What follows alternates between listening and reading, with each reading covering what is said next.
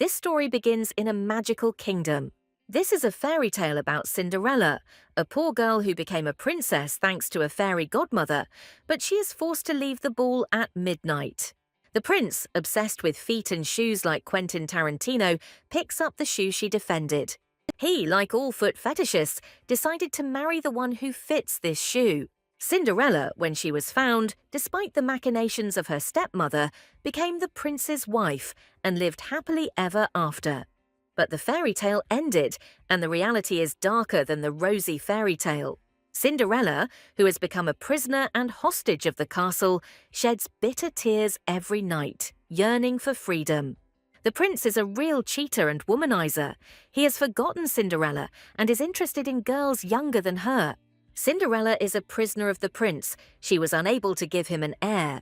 10 years passed, but they did not live happily ever after. If the main character knew, she would have corrected Cinderella's fate. The main character would turn Cinderella's wedding into dust and bring back happy days with her. But the heroine of our fairy tale is not Cinderella at all. Our main character is a mouse who helped Cinderella, but she has grown old and has a premonition of her death. The mouse feels that she can no longer stand on her paws and that death is about to take her away. But it was not death.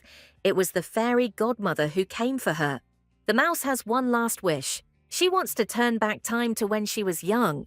The mouse's main wish is for Cinderella to smile, not cry.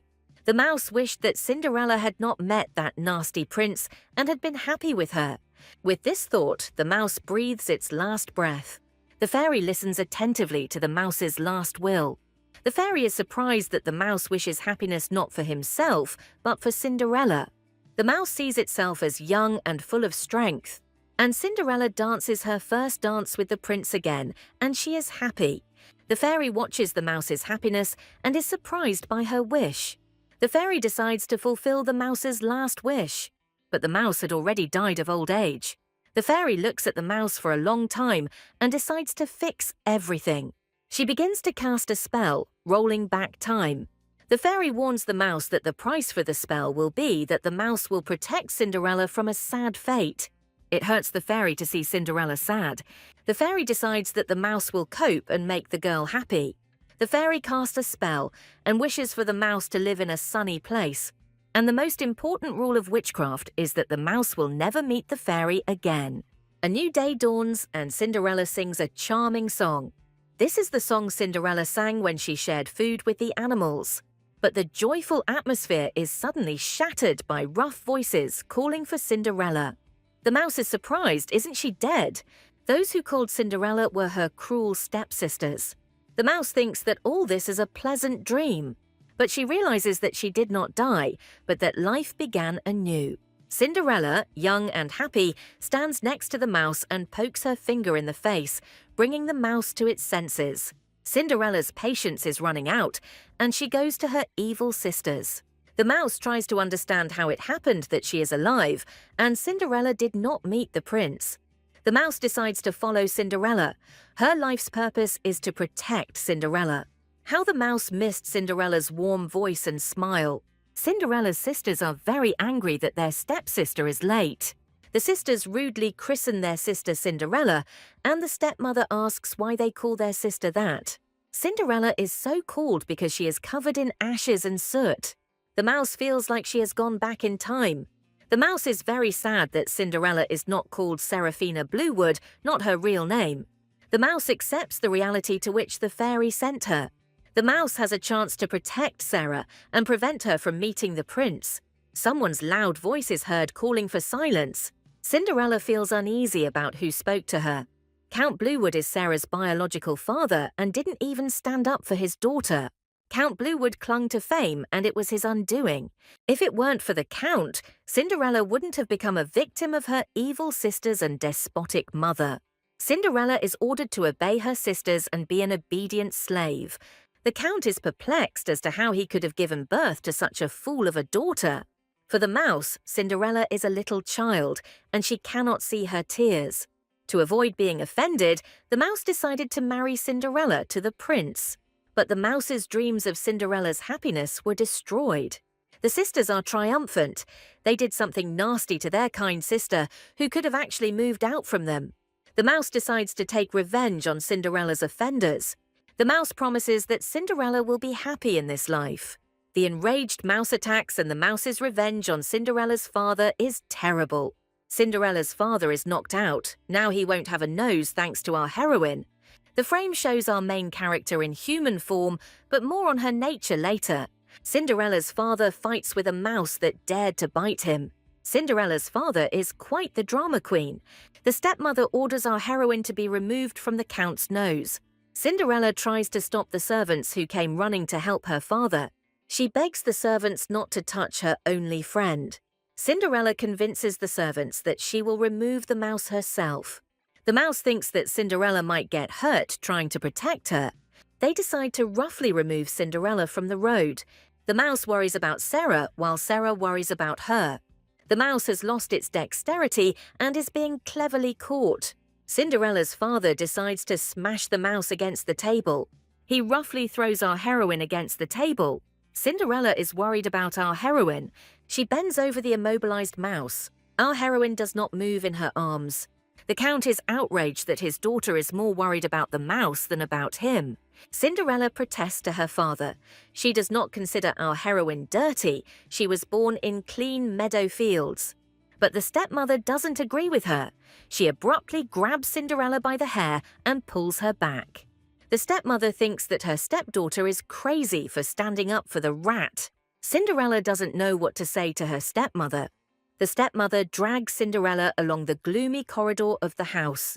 Her sisters are hypocritically worried about Cinderella, when in fact they are glad that she was punished. Cinderella is roughly locked in a dark room to make her come to her senses. Cinderella asks her to open the door. She is afraid of a dark room. Cinderella is scared. She is afraid of enclosed spaces. But the mouse in her hand begins to squeak and come to life. But without medicine, our Cinderella will not be able to help our heroine. Cinderella realizes her uselessness and helplessness. The mouse asks Cinderella not to worry about her. After all, they have been through so much together. Cinderella thinks that everything will be fine with them. Cinderella's kindness is unfailing, and she has protected the mouse more than once. But Cinderella was lying. She was in pain despite her smile. But why did the fairy turn back time and entrust the care of Cinderella to the mouse? Cinderella thanks the mouse for being there. Cinderella is glad that her father got away from the formidable protector, a fragile and small mouse. The mouse was protecting Cinderella when it bit him on the nose. According to Cinderella, the mouse is very brave and seems to have escaped from an adventure story. Cinderella decides to give a name to her protector, calling her Elodie. So the pathetic mouse found a new name. The dirty mouse is Cinderella's only friend to everyone. Cinderella called her Beeping Courage. After Cinderella's kiss, the mouse turns into a human child. The next day dawns at Bluewood Manor. Cinderella's father is afraid that he has caught some kind of infection. Suddenly, something explodes behind Cinderella's father. Cinderella's father tries to understand what is happening. But instead of a beautiful garden, a terrible sight now awaits us. Cinderella's father is horrified at who did this to their garden. But suddenly Cinderella's father sees someone's footsteps. Someone bursts into the hall, frightening Cinderella's father. This is a certain Duke and his protégé, the main characters of this manhwa. The Count is horrified. How dare Duke Valkrisen, who lives among non-humans, appear here? The Duke turns to his assistant, Edmund, a tall, dark-haired man. Edmund turns to the Count, Cinderella's father. They are here for one reason, and their reason is Elodie. Cinderella is amazed. She has never seen evil spells. An evil spell hung over our heroine, but Cinderella dispelled it. The Count has 10 minutes to return the Beastman cub. Elodie is an enchanted and magical mouse. Edmund demands that the mouse be given to them. Count Bluewood is not delighted. He wonders where all this fuss is going around a simple mouse. He is furious. How dare they accuse him of stealing some mouse and destroying the garden? Duke Valkrisen orders Edmund to demonstrate all his skills. They have an artifact that tracks the location of the only daughter of the Ratson clan, the Beastman. Edmund says that the daughter of the Ratson clan has disappeared. It was some kind of royal clan. but a magical artifact indicated her location, and the noble lady's tracks led to the Bluewood estate. Edmund demands that they hand over the mouse. Edmund warns the Count that they will take Elodie by force. Duke Valcrissen conjures a magic circle on the ground. The Duke asks what they will do. Cinderella's father is horrified. Soon there will be nothing left of his estate. Cinderella's father is sure that there are no beastmen in his estate. He remembered how his daughter had protected the mouse from him. Cinderella's father is surprised that the beastman turned out to be a simple field mouse. He asks to wait with the threats. Duke Valcrissen and Edmund are waiting to hear what Cinderella's father will offer. The Count promises that he will search the entire estate to find the rat. He asks the servant where the rat is. The servant doesn't remember, and this infuriates the Count. Alfred tells him that Cinderella was locked up with the mouse. He remembers how poor Cinderella was locked in the tower. The Count orders to check whether Cinderella and the mouse are alive. He orders Alfred to kill the mouse. The Count believes that Valcrissen will have a hard time, and his peace treaty will be broken if any of the beastmen die. House Valcrissen maintains contact with the beastmen in the north. If the mouse is from a noble family and tells everything to his allies, the Bluewoods are finished.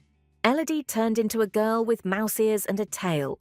Cinderella asks her if she is Elodie. Cinderella is glad that her friend is alive and rushes to hug her. Cinderella is worried about Elodie, whether she is hurt. She squeezes Elodie's charming face with chubby cheeks. Cinderella wonders what Elodie looks like. Cinderella tells Elodie that she is a beastman. Elodie denies everything. She has always been a mouse and knows nothing about human culture. Cinderella believes that the books say that mice can turn into people. Beastmen are magical beasts that can speak and transform into humans. Cinderella is shocked and delighted to be friends with the Beast Woman. Elodie is afraid. She is afraid to enter the human world. Elodie is scared. She is not used to being human. Cinderella realizes something terrible about Elodie. Elodie has been through a lot as a mouse and is in shock to find out she is a beastman. Cinderella invites Elodie to get out of the estate and do whatever they want. Cinderella is Elodie's friend, and she promises to always be there for her. But suddenly evil villagers burst into their room. Cinderella tries to understand what is happening. The Count's servant, Alfred, is angry. He knows that the Count was telling him the truth. Cinderella is determined to protect her friend from the angry peasants. Alfred follows his master's orders. He wants to kill Elodie. Cinderella orders Elodie to run. Elodie doesn't want to run away and leaves Cinderella to her fate. She turns back into a mouse, a vole. The peasants were unable to catch the mouse. The peasants decide to break down the wall and prevent our heroine from escaping. Cinderella screams at them to stop catching her. Our heroine is not going to just give up and die here. Alfred orders the servants to kill the mouse. Someone's pleasant and calm voice asks what's going on. A dark-haired man asks what they are doing. Before us is Valcrissen's nephew, Edmund. Alfred is scared. Edmund and his family are friends with the Beastman. Cinderella decides to tell Edmund the truth. Alfredo looks scared, but Edmund decides to listen to Cinderella. Our Elodie watches what is happening and is scared. Cinderella asks Edmund to save his friend. Edmund looks at Cinderella with a stony face. While Cinderella begs, Alfred realizes that everything is bad. Alfred decides to shut Cinderella up once and for all. He asks menacingly if Cinderella realizes that she spoke first. They tell her that Edmund is from a noble family, but she has no right to even speak to him, since she is of humble origin. Cinderella is insulted and called a dirty maid. She is thrown roughly to the floor. She didn't even deserve a slap for her insolence. No one perceives her as a member of the Bluewood family. For her stepmother, she is a small and dirty girl. But Cinderella decides to change her story.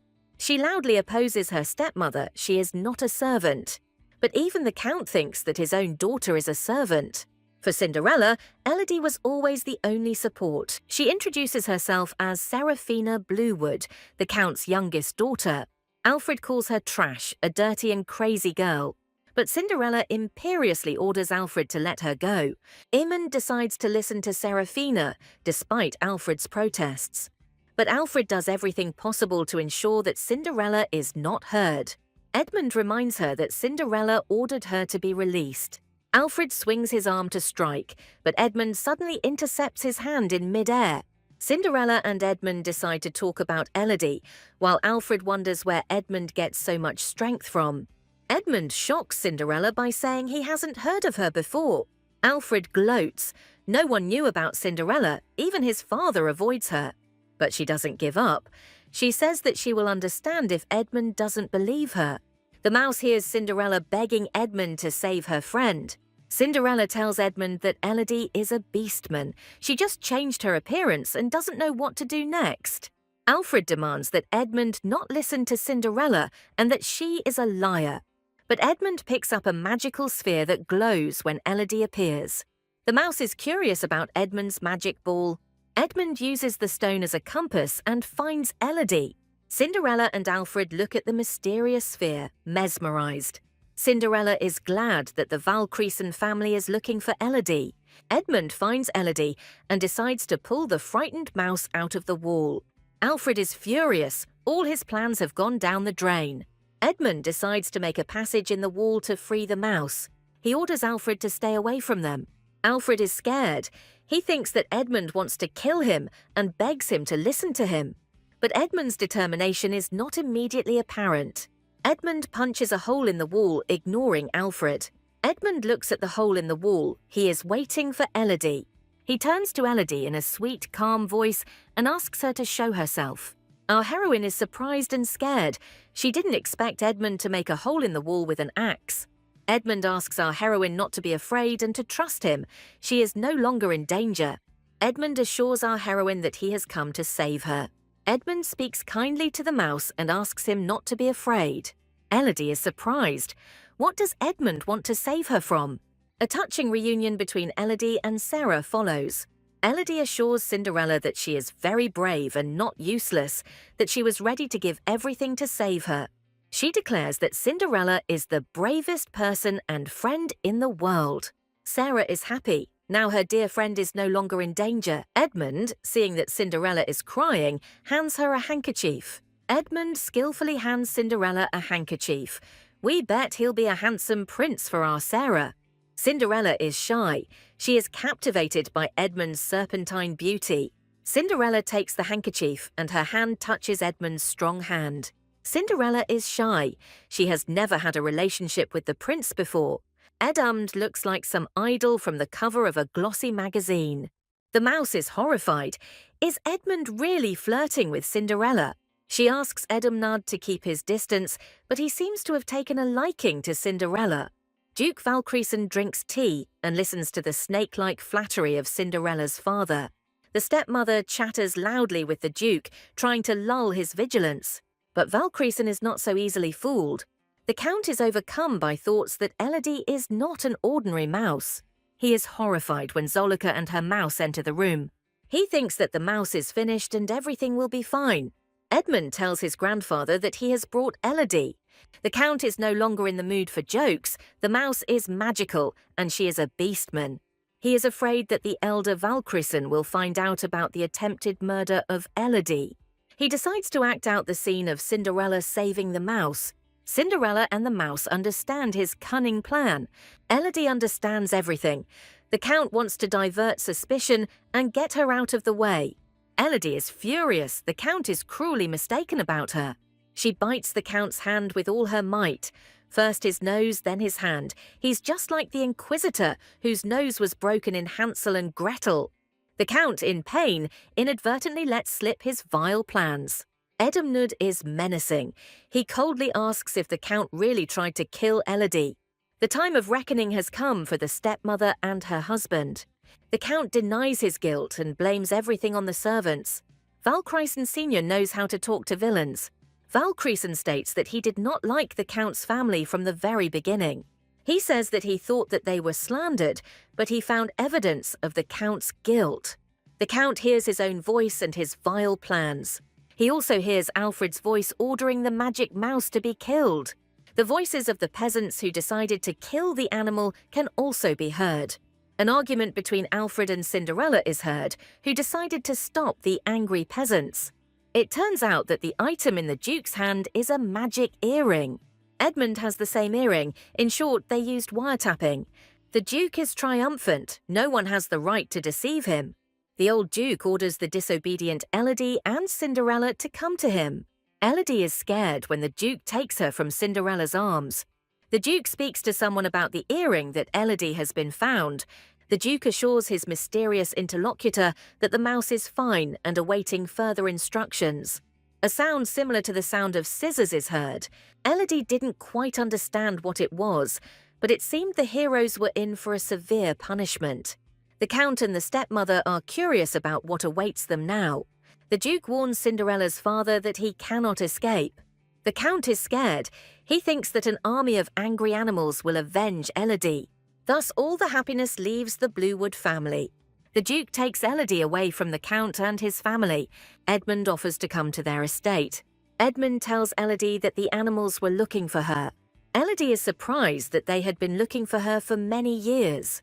For Elodie, everything is confusing, but she decides to find out the truth. Elodie wants to meet her parents, even if she doesn't remember anything about them. Moreover, Duke Valkyrian is from a noble family and a friend of her parents. Elodie dreams of dressing Cinderella in bright dresses. Elodie also dreams of feeding Cinderella a delicious dinner. In general, Elodie dreams of staying with Cinderella. Elodie invites Cinderella to go with her. Cinderella was always annoying in fairy tales. She could have thought of leaving the house where they hated her. It only dawned on her now. The mouse deftly jumps off the old Duke's back. She invites Cinderella to leave with them. Cinderella agrees, and Elodie jumps into her arms. Cinderella finally turned on her brain and decided to create her own story. They arrive at the Ratson family's estate, which resembles the Taj Mahal. Our heroine is upset. She didn't expect the estate to be small. For us, Cinderella is like Gulliver in the land of Lilliput. The mouse is upset. Her plans for a happily ever after with Sarah are ruined. Meanwhile, the Duke reports to the fat mouse guard that he has come to see the Ratsons. Cinderella whispers to the mouse, "Are her parents not priests of Animanolia?" The mouse immediately comes to his senses and cannot believe his eyes. This world is divided into two continents. There is a world, Terranolia, a place where people live. And there is Animanolia, a place where the beastmen live. Controls the balance between the worlds of Valkyrisna. To enter the lands of Animanolia, you need to pass the Valkyrian control. The mouse, looking at the majestic palace, remembers the past. The high priest's daughter disappeared in childhood. The title of priest and the power of the beastman is passed down through blood. Elodie inherited the gift of healing from her parents. The guard mouse informs them that His Holiness is waiting for them. Valkyrian asks the mouse to jump into his arms. In his powerful palm, the mouse looks very tiny and defenseless. She sees what her Valkyrian is showing. Fat mice approach her, one in a priestess robe, the other in a green velvet poncho. Our heroine joyfully jumps out of the Duke's arms and runs to her parents. She doesn't know where to start a conversation with her parents, whom she hasn't seen for many years. All her life, our heroine struggled for existence and did not know parental warmth. She lived like this, and will she be able to accept a family now? The mother immediately recognizes her daughter and hugs her. She doesn't believe her eyes. The mother finally recognizes her child. Our heroine is happy. She is surrounded by her parents and subjects. The heroine understands that she has met her happiness. She is happy. She feels the weight of the family. She believes that she will never be separated from her family again. The mouse now has a family that she loves. The mouse now has a family that won't abandon her. Our heroine is no longer alone. We are shown the palace where our heroine finds herself. Elodie tries to calm everyone down. Her parents are very touched. Cinderella was always by Elodie's side. Thanks to Sarah, Elodie was happy. The mouse's father asks his daughter if this is the same Sarah who took care of her. Elodie's father wants to host a reception for their guest. There are cakes, pineapples, soufflés, and champagne on the table. Sarah really likes the reception prepared for her. She thanks him with all her heart for the welcome. The mouse dad wants to feed our heroine with his paws, but she refuses, considering it indecent. Elodie's father wants to know everything about his daughter's adventures. The mouse's father competes with her mother for custody by deciding to feed Sarah soup. Elodie's parents are talking about something.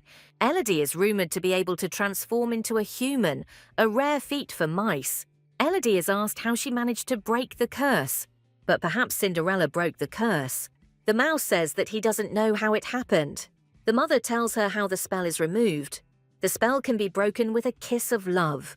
Moreover, the kiss must be a kiss of true love. The mouse realizes what she said about true love. Elodie suddenly turns into a human. Elodie asks Cinderella if she loves her. Cinderella is silent. She only smiles modestly. Cinderella confesses to the mouse that she fell in love with her at first sight. So we have Yuri brewing. Cinderella believes that no one can resist Elodie's charms. The mouse is horrified that Sarah likes her. Elodie doesn't think it will work this way. Elodie wants to remain at peace with Sarah. Her parents are shocked by their daughter's decision. Elodie believes that she can survive in the human world. Elodie's wish is her own happiness.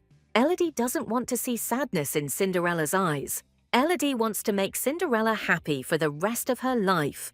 The mouse's mother says that if her daughter has decided so, she will not stop her. The Duke invites her to live for a while in the Valkyriesen house. The mouse's father is shocked. Isn't this too much? Elodie's father didn't expect this, looking at his daughter. The mouse's parents are worried about Elodie. Will she cope in the human world? The Valkyriesens never refuse to help anyone. The mouse's parents promise that everything will be fine with her. A young mouse worries that she won't be able to cope in the human world. If she hadn't been 5 years old, she wouldn't have believed it. But in the lands where Sarah found herself, everyone was subject to the spell. Even if her parents are high priestesses, they are not that powerful. Even if they are forced to let their child go, there is a reason for it. Now the picture is starting to come together for Elodie. Elodie wants to be protected from the threat, and the proof of this threat lies in the future, which is already near.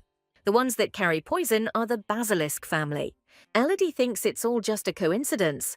Elodie's mother comes up to them. She wants to say something. She asks if her daughter's new friend's name is Cinderella.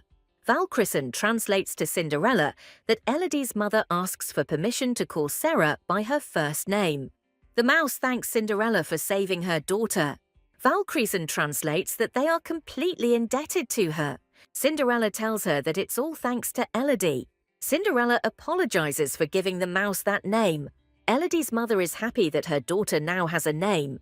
She says that Elodie now has a new life, and if you like the name Elodie, then she is Elodie. The mouse is grateful to its mother. Her parents waited for her for many, many years. Now Elodie has more than just Sarah. Elodie wonders what her name was before. It turns out our heroine's name was Gracia Ratson. The girl thinks it's a beautiful name. The mouse believes that she will keep these names in her heart. Elodie is presented with something small in a large box. We will see Thor's hammer, Mjolnir. Elodie believes that such an object could even be used to kill someone. Elodie asks if she's about to receive the hammer now. Her father tells her that the hammer is now to be handed over. At a dangerous moment, Elodie must strike with a hammer. Elodie asks what just happened. Father Elodie encourages his daughter to be serious with a hammer. Elodie realizes that there are other functions. The mouse says that hard times are coming to Valkyriesen, and the hammer is for this. The mouse's father asks Elodie to promise her. Elodie is glad they don't care about her curse. Elodie understands that they want to protect her from danger. Elodie decides that no one will guess that she decided to find out about the basilisks. A farewell scene between the heroes follows. Elodie hears her parents asking her to take care of her. Elodie believes that she can cope in the human world. We are shown the fair and the city square. For Elodie Valkyriesen, it's a wonderful place. It's spacious and clean here, simply amazing. There is even a little man, a sheep, very cute. And next to a man, there is a man-wolf. The Duke asks Elodie not to worry about what is happening. The Duke says that this is Valkyriesen, a paradise for beastmen. Valkyriesen is even more than a market. The castle is the most peaceful place. Elodie will be safe here. Elodie looks at the magic castle with interest. Elodie says she's bursting with anticipation. Elodie really wants to see the castle where she ended up as soon as possible. The heroine arrives at Valkyriesen Castle. Many of the beastmen look at Elodie with interest. Elodie is shocked that everyone is looking only at her. But Elodie felt unwell from what she saw. Cinderella tries to calm Elodie down. Elodie is scared. In her past life, many are looking at her to catch her. Elodie can't just erase bad memories. Elodie doesn't want to disturb Cinderella. One of the beastmen calls out the Duke's name. The Duke tells Golf that it is impolite to stare at Elodie. Golf was perplexed. Everyone was looking at Elodie. It's just that Golf has the most gloomy expression on his face that could scare a child. Golf is sad. He just wanted to support his pack, the Beastmen. Sir Leopard offers to take care of Elodie. Edmund orders them both to stop talking nonsense. He forbids the couple to approach Ratson. Edmund forbids everyone to approach Miss Ratson. Elodie is surprised that Edmund cares about her. The Duke calms Elodie and invites her to go to the castle. Elodie feels uneasy about what is happening. Everything seems to be fine, but the Beastmen communicate with each other. Elodie thinks that everything is very good. Humans and Beastmen seem to live together in this estate, and the main figure of this era was the Duke. At this point, Elodie's world could collapse. Within 5 years, the Duke became the symbol of this peace. The Duke will die in 5 years, as Elodie remembers. After his death, serial killings of Beastmen will begin and everything will escalate. The peace treaty will be broken and rivers of blood will be shed. The Third World War will begin and Edmund will defend Terranolia at the cost of his life. After his death, there will be a truce, and talk about the Valkyrians will be forbidden. The history of the instigators of the war will be dispelled, but the opinion about them will still be biased. The gap between humans and animals will become too deep. Edmund was unable to protect anyone, despite his efforts. Elodie decides that she can change something. Elodie decides that she can save everyone. Elodie states that she wants everyone to have a happy ending. The Duke asks if she is addressing him. The Duke wonders what she can do. Elodie believes that she can save everyone by healing. She wants to master the power of the magic hammer. The Duke says she can't handle it and there's no need. Elodie is terrified that the Duke will soon die. The Duke says the use of the hammer will be in extreme cases. The Duke warns her that if he finds out she's using the hammer, she'll be in trouble. EDMCND lightens the mood by saying that Elodie wants to play healer. Elodie is surprised that the Duke has been slandered by doctors for another 50 years. Elodie thought he had a chronic illness, but he didn't. Elodie thinks the servants staged their master's death. Elodie decides to check her food carefully from now on. Since Elodie was in the estate, she would bring her own order. She will never allow the past to repeat itself. Elodie thinks the palace is simply enormous. Elodie is shocked that such a huge and luxurious room is for her. Elodie now has her own place to relax. Elodie believes that she will train Sarah and herself to survive. Elodie hears someone's footsteps. A beast woman appears before her, who is now her maid. But Elodie is hiding. She feels uneasy about everything. The maid asks her in surprise if everything is okay. Elodie decides to change into a new outfit. Elodie is wearing old clothes that are too small for her. Elodie offers more comfortable and new clothes. The maid says she doesn't understand what Elodie doesn't like. But Elodie doesn't care about design and clothes at all. The boxes below contain clothes for Elodie. Elodie says sullenly that blue would suit her. Elodie blurts out that she and Cinderella love the colour blue. Elodie also assures that she likes the gold colour. Elodie thinks that everything here is perfect for Sarah. The maid reminds her that she must choose something for herself. Elodie rummages through things and chooses outfits for Sarah. Elodie comes to Sarah's room and brings her new clothes. Sarah decided to see what Elodie had brought her. She is surprised how Elodie picked out something she likes. Cinderella is amazed by the amount of things Elodie has picked up. Cinderella chooses a beautiful blue dress with ruffles and short sleeves. Elodie thinks it makes her look like an angel. It turns out that Cinderella also chose outfits, but for Elodie. From pajamas to dresses and everything, children's clothing. Elodie is surprised that Cinderella chose things for her. But Cinderella chose something for Elodie, despite the large selection. She dreamed of doing something similar for Elodie. Cinderella believes that she will like the outfit. What she chose is incredibly cute.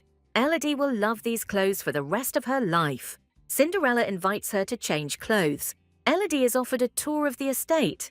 Elodie is led through a house full of happiness. Elodie is shown the building where the Duke spends his time. The maid says that Elodie will have to come here often. The Duke is discussing something with his subordinate. The maid greets him along with Elodie. The maid says that she is showing her the house. He says that since she is here, he will sort things out here. Elodie is afraid that he will deal with her. The Duke says she wanted to play doctor. The Duke put her on his back and he believes that with her short legs, she won't be able to reach the office. Elodie is offended by the Duke. He called her short-legged. Elodie will remember these words and will certainly take revenge. Elodie is in the Duke's office. She asks what he is doing. She's curious about what they'll play. The Duke says that it is the doctor's duty to observe. If the Duke gets bored, he will call Squirrel to play with her. Elodie doesn't know how to help him with his heart attack. The maid says she brought them some tea. Elodie smells a strange odor. Cinderella tea leaves have an invigorating effect, but drinking such tonic tea too often is harmful. Yes, this is the powder from Belma Herbs. Elodie realizes she must do something.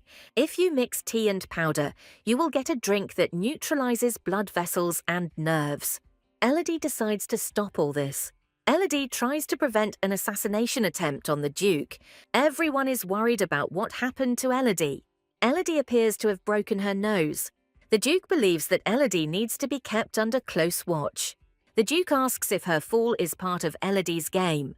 Elodie tells him about the dangerous potion and warns him that he could be left paralyzed. In certain portions, tea is invigorating. But 5 years after the new fashion, the nobles began to complain about the cessation of function in their arms and legs. It was especially catastrophic for the knights of the kingdom. The Duke doesn't believe her, but Elodie insists on testing the potion. The Duke decides that Elodie is not joking if the information is verified and comes from Elodie's parents. The maid apologizes and repents. She did as she was advised and did not know about the danger of the decoction. The Duke gives her a long, stern look. The maid repents and asks not to punish her. The Duke believes that the maid did not want to poison him. Elodie is curious who told the maid the composition of the decoction, if it is not so popular yet. The Duke demands that she tell him who advised her of the recipe for the decoction. It turns out that the decoction was recommended by a certain Earl of Hamilton. The Duke calls his faithful knight. The Duke learns that it was Hamilton who supplied the herbs. Elodie notes that the Duke's expression has changed. The Duke demands that Hamilton be brought to him. Next, the action moves to the torture chamber, where the Duke harshly interrogates Hamilton. Hamilton denies his guilt. He did not know that the tea contained a drug. Iggles and the Duke don't want to listen to Hamilton's excuses. Iggles sternly reminds him that this is all the Count's doing. Hamilton faces severe punishment. Hamilton is horrified. He is accused of attempting to assassinate the Duke. Hamilton, in a fit of emotion, tells the Duke everything. He does not want the dynasty of the damned to sit in the ruling place. Iggles tells the Duke that the method of making tea is unknown to the local doctor. Iggles confirms the mouse's words that at certain doses, tea is dangerous and neurotoxic. The Duke thinks that everyone is waiting for him to become helpless. Hamilton is accused of what he did. The Duke asks Hamilton how old he is and says that it has been a long time since they talked like this. They met when the Duke was dealing with his parents' slave trading company. Hamilton called him an enemy of the family back then. He was not 24, as he is now, but 14. Hamilton lost everything and the Duke kept him. Hamilton stayed with him to clear his family name. But now Hamilton has shown his true colours. The Duke informs him that he was doing his duty. The Duke now completely relieves himself of his responsibilities in caring for Hamilton. The Duke tells Iggles to deal with Hamilton. The Duke insists that nothing happened and everything is in order. His grandfather is not lacking in composure. But the Duke is interested in how the mouse knew about the poison. He thinks with Igglos that she has received a blessing from God. But the Duke believes that her family would be cursed, but he has no other explanation. The Duke decides to ask the mouse personally. Elodie is summoned by the Duke again. The Duke asks her how she knew everything. Elodie thinks about what she can come up with as an excuse. But she remembers how Hamilton graduated, and the Duke makes her feel uneasy. She lies that she ate a lot of the same thing. She allegedly was very sick and did not eat anything, so she often got poisoned. The mouse thinks that you have to be careful with any food. Before meeting Sarah, she felt the weight of food deeply. When she was having trouble taking care of herself, another mouse extended a helping paw to her. She learned everything about food and water thanks to her new friend. She learned how to run away from problems and even how to have fun. This mouse was her benefactor. It doesn't look like our heroine is lying. But then her friend died after eating rat poison. Our heroine had a hard time accepting the death of her friend, so using playing doctor as an excuse, she checked his lordship's food. Elodie cries. She doesn't want to see more deaths. She doesn't want to see the good Duke die. The Duke doesn't even know what to do with this child. The Duke asks Elodie not to cry anymore and does not want to disturb her memory. Elodie didn't mean to cry, but she remembered the sad past. Hamilton was to blame for daring to poison the Duke. Elodie doesn't know why she's glad the Duke is alive. She wonders what else could have led to the Duke's death. Elodie decides to question the Duke about everything suspicious. He asks her why she addresses him as "Your Lordship." He asks our heroine to call him grandfather, he asks affectionately. Elodie is very surprised by his gentle tone and change in mood. The Duke asks Elodie to call him grandfather from now on. Then he decides to go somewhere with her. The Duke believes that he must repay the mouse and he has a request for her. The kettle is foaming from the unbearable temperature. The onion is cut at the speed of sound. We find ourselves in the kitchen, where we have almost a Gordon Ramsay show battle. Our heroine is shocked. She is now a participant in Gordon Ramsay's show. But our Duke wants Elodie to play doctor in the kitchen. Elodie is afraid that the cooks will try to drive her away. Elodie knows she is shunned and considered unclean, so she wants to leave as soon as possible. The Duke asks her carefully if she wants to leave. Elodie is eager to leave the room. The Duke is curious whether the mouse really wants to hide from everyone all his life. Elodie feels uneasy about both the Duke and the kitchen. Elodie realizes that the Duke has noticed that she is afraid of the kitchen and society. Elodie begins to have a panic attack. Elodie is afraid that she will be stabbed to death by maniacs, cooks. Elodie envisions a dark future with her death. They tell her that she was scared by the chef's face. Local Gordon Ramsay is asked not to frighten the girl and to take action. The cooks surprisingly don't act in a scary way, and they are all beastmen. Elodie is shocked. She didn't expect such a smiling atmosphere from them. Elodie realizes that the Duke asked all the servants not to frighten her. Elodie decides not to be afraid. She thinks she needs to try to break the Ratson's spell. The cook, on the contrary, welcomes her very warmly and cordially. The cook is a young half-rabbit, and she offers delicious cookies. Surprisingly, no one wants to offend Elodie. Elodie says she came to check on her grandfather's food. The cooks are delighted with her. It's as if they were waiting for these words. Elodie decides to act confident. Elodie has been an elite mouse all her life. Elodie knows that this is her first time writing, so she is very nervous. Elodie is making a menu for the old Duke. The Duke decides that he will take charge of Elodie's education. He is surprised that Elodie ate only healthy food. Elodie doesn't understand if she hasn't been eating well. The chefs assure Elodie that there are many dishes in the world. They decide to treat her to a nut cake and delicious milk. Elodie wonders if they only serve flour dishes here. Elodie is delighted with the delicious honey cake decorated with nuts and flowers. The cooks are happy that Elodie is full and likes their food. The Duke is curious if the cake is really that delicious. Elodie decides to feed her grandpa some cake from her hand. The Duke looks at her for a long time, unblinking. The Duke likes the cake and can't help but agree with her. The Duke was born a knight, and this is the first time he has eaten such food. Elodie is determined to find out what caused this grandpa's death in his past life. She asks the Duke about his taste preferences. Elodie decides to express her feelings. She tells the old Duke that the main thing in food is the meaning behind it. She compares food to the fact that she also doesn't like clothes, but thanks to Cinderella, she fell in love with them. She knows that Cinderella thinks of her when she chooses her clothes and encourages the Duke to think of her too when he eats. Elodie remembers how Cinderella always wanted to have a snack with her. Elodie believes that food and the offer to eat have their own special meaning. Elodie cheerfully asks him if he really doesn't think twice and if he really doesn't have any special food. After her words, the Duke begins to think about how he lived before. The Duke denies everything Elodie said. He gently pinches her chubby cheek and says that she tells the story well. The Duke suggests that Elodie spend more time in the kitchen and eat her fill. The Duke allows Elodie to roam the entire castle.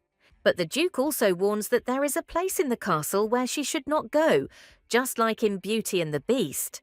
But the name of the place, Serenity Castle, on the contrary evokes calm, and Elodie is curious about what the castle hides within.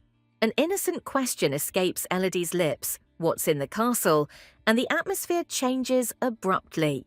The atmosphere changed, the Duke's smile faded, and he became gloomy again. The reason why Elodie can't go there is his grandson. Elodie didn't even know that the old Duke had another grandson. The Duke has 3 grandsons. The first we met was Edmund, the future leader of the estate, and Animanolia. The second is Zenobia, the greedy and bitchy grandson. The third grandson, Karen, never overcame his hereditary disease and died at an early age. Elodie decided that if the third grandson was alive in this time, he wouldn't do anything to her. Elodie thinks that perhaps the grandfather meant the second grandson.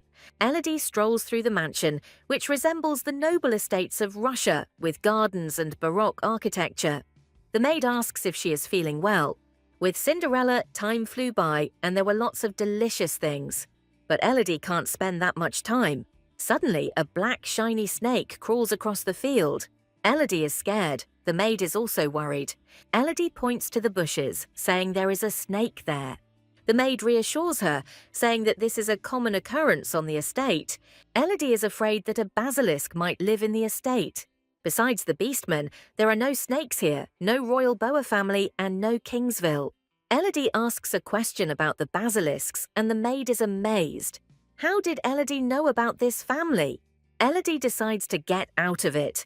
She can't just say that she died in a past life and is living again. The maid reassures her, saying that there are no such people here. Basilisks are a very dark race and they live, like Count Dracula, in a dark mansion on the mountain. These basilisks emerge from their secret chambers when the world becomes threatened. Elodie believes that they should meet in person. Elodie decides to get more information. Elodie notices something ahead. She sees beautiful blue colors. They seem to be bells. The maid asks Elodie to be careful, but she doesn't listen. Elodie invites the squirrel to look at the flowers. These bells are lobelia, a medicinal plant. Elodie tells the maid that they are used for detoxification. Elodie chatters with interest about the properties of flowers and their benefits. But the maid's face suddenly changed, and fear was reflected on her. A dark-haired boy who exudes danger approaches from behind Elodie. He is dark-haired, dark-skinned, and has ruby eyes, reminiscent of Nico from Percy Jackson. He is so dark. The maid immediately runs up to Elodie, asking her to step aside. Squirrel is scared. She, hugging Elodie to her chest, asks the mysterious child what brought him here. The child they met was the Duke's youngest grandson, Sharon. Sharon has no face. He is like the ruler of the underworld, gloomy and cold. Elodie realizes that at this time the third grandson is still alive. Grandfather spoke about the most dangerous grandson, the third one. Elodie has no idea how her third grandson managed to survive. Karen exudes an ominous and deadly aura. But at the same time, the look in his ruby eyes is sad and melancholic. Elodie believes that the boy's illness is contagious and everyone is avoiding him. But Elodie understands that the maid is not just afraid of him. The fear that comes from the boy is the fear of prey in front of a predator. The boy looks at Elodie for a long time, studying her with his ruby eyes. Then he just leaves without saying a word. Elodie asks the maid to wait for her there. Elodie decided to run after the young master. Elodie approaches Karen hesitantly and timidly. People who harm small animals are much scarier than the boy. She feels that the third lord is unlikely to believe her. Elodie decides to break the silence and turn to Karen. She happily hands him a bunch of flowers so that he won't be bitten by a snake. The boy turns around and looks extremely surprised. Elodie thinks he is hesitant to approach her. She leaves him medicinal herbs, warning him about snakes. Elodie joyfully says goodbye to Karen, despite the fright of the maid, who is simply terrified of Karen. Karen is surprised. No one has spoken to him so carefree for a long time. Karen could not even imagine that he would encounter Ratson. The boy looked at the flowers with apprehension for a long time, as if they were ready to bite him. He slowly removes the black and lacquered gloves from his thin hands. Charon squats down and reaches for the flowers. But the flowers die in his hands. It seems the deadly Duke has fled from his Manhwa here, abandoning the Black Maid. For Charon, nothing makes sense. He believes that there is nothing he can hope for to get rid of the curse. The boy goes into a dark and deep cave. Probably this is his secret room. Elodie is simply uneasy about the Duke's grandson. The maid is so afraid of Charon that she forced the heroine to wash herself. Elodie decides to have a snack with Cinderella. She is very tired. But on Elodie's way, a maniacal-looking servant appears. Elodie is scared. She is afraid of the grey wolf. But he too was afraid of her because of her loud and clear voice. The wolf regrets scaring Elodie again. This is how Elodie meets Golf, the commander of the Silver Wolf Squad. Elodie realizes that she has offended the wolf. Golf is very ashamed that he frightened little Elodie again. Elodie decides to get used to the wolf, and he is glad that she allows him to be with her. Golf is glad that he got along with the girl and wants to celebrate it. It turns out that Golf was seeing a guest off, which is why he ended up here. He says that the guest really wanted to meet Sarah. Elodie looks at the guest and immediately recognizes someone in him. This green-haired elf is Weston, servant of the tyrant prince. In a past life, it was this rascal who found Cinderella's glass slipper.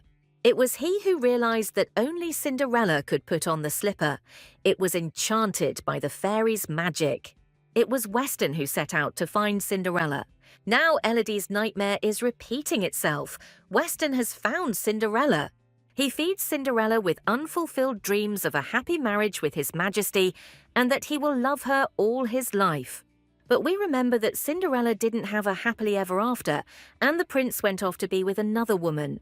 Satan constantly argued with Cinderella, telling her about the prince's new girlfriend. He reproached Cinderella for having become a symbol thanks to him, Weston. He reproached Cinderella for stealing Weston's attention and position and demanded that our heroine humiliate herself before the prince. Elodie decides to immediately separate Weston from Cinderella. Elodie calls Golf to her. She demands that he carry her to Weston in his arms. Golf acts more like a dog. He likes to hug and carry children. He suddenly picks up Elodie and carries her in his arms. Elodie asks Golf to rush faster to stop Weston. Cinderella asks Weston to leave her alone, but this snake crawls towards her. He tries to seduce the heroine at a social ball. He wants to invite Cinderella to the prince's birthday. Cinderella says that there is no need to send an invitation to the house and she will not come. Weston wonders if she is adopted or born out of wedlock. He believes that Cinderella could become the prince's new concubine. Cinderella doesn't want to listen to Weston anymore. Weston continues to tempt her with promises that the prince will marry her as soon as he sees her. Satan is so impudent that he invites her to be with him. Our Elodie attacks the annoying Weston. Weston is knocked out. Elodie beat him with Melnir's magic hammer. Now Elodie is banned from Marvel. Elodie believes she did the right thing by knocking out Weston. Cinderella is impressed by Elodie and asks what made her fly so high. Elodie tries to calm her down and get her away from Weston. Golf tells the heroines about Weston. Elodie says that everything is fine. Golf didn't know what kind of snake he let in. Weston appears to have been severely hammered. Some blue lights are flying out of Weston's bag. There are tiny fireflies flying around and it's beautiful. A loud voice asks what the noise is, but there is no fight.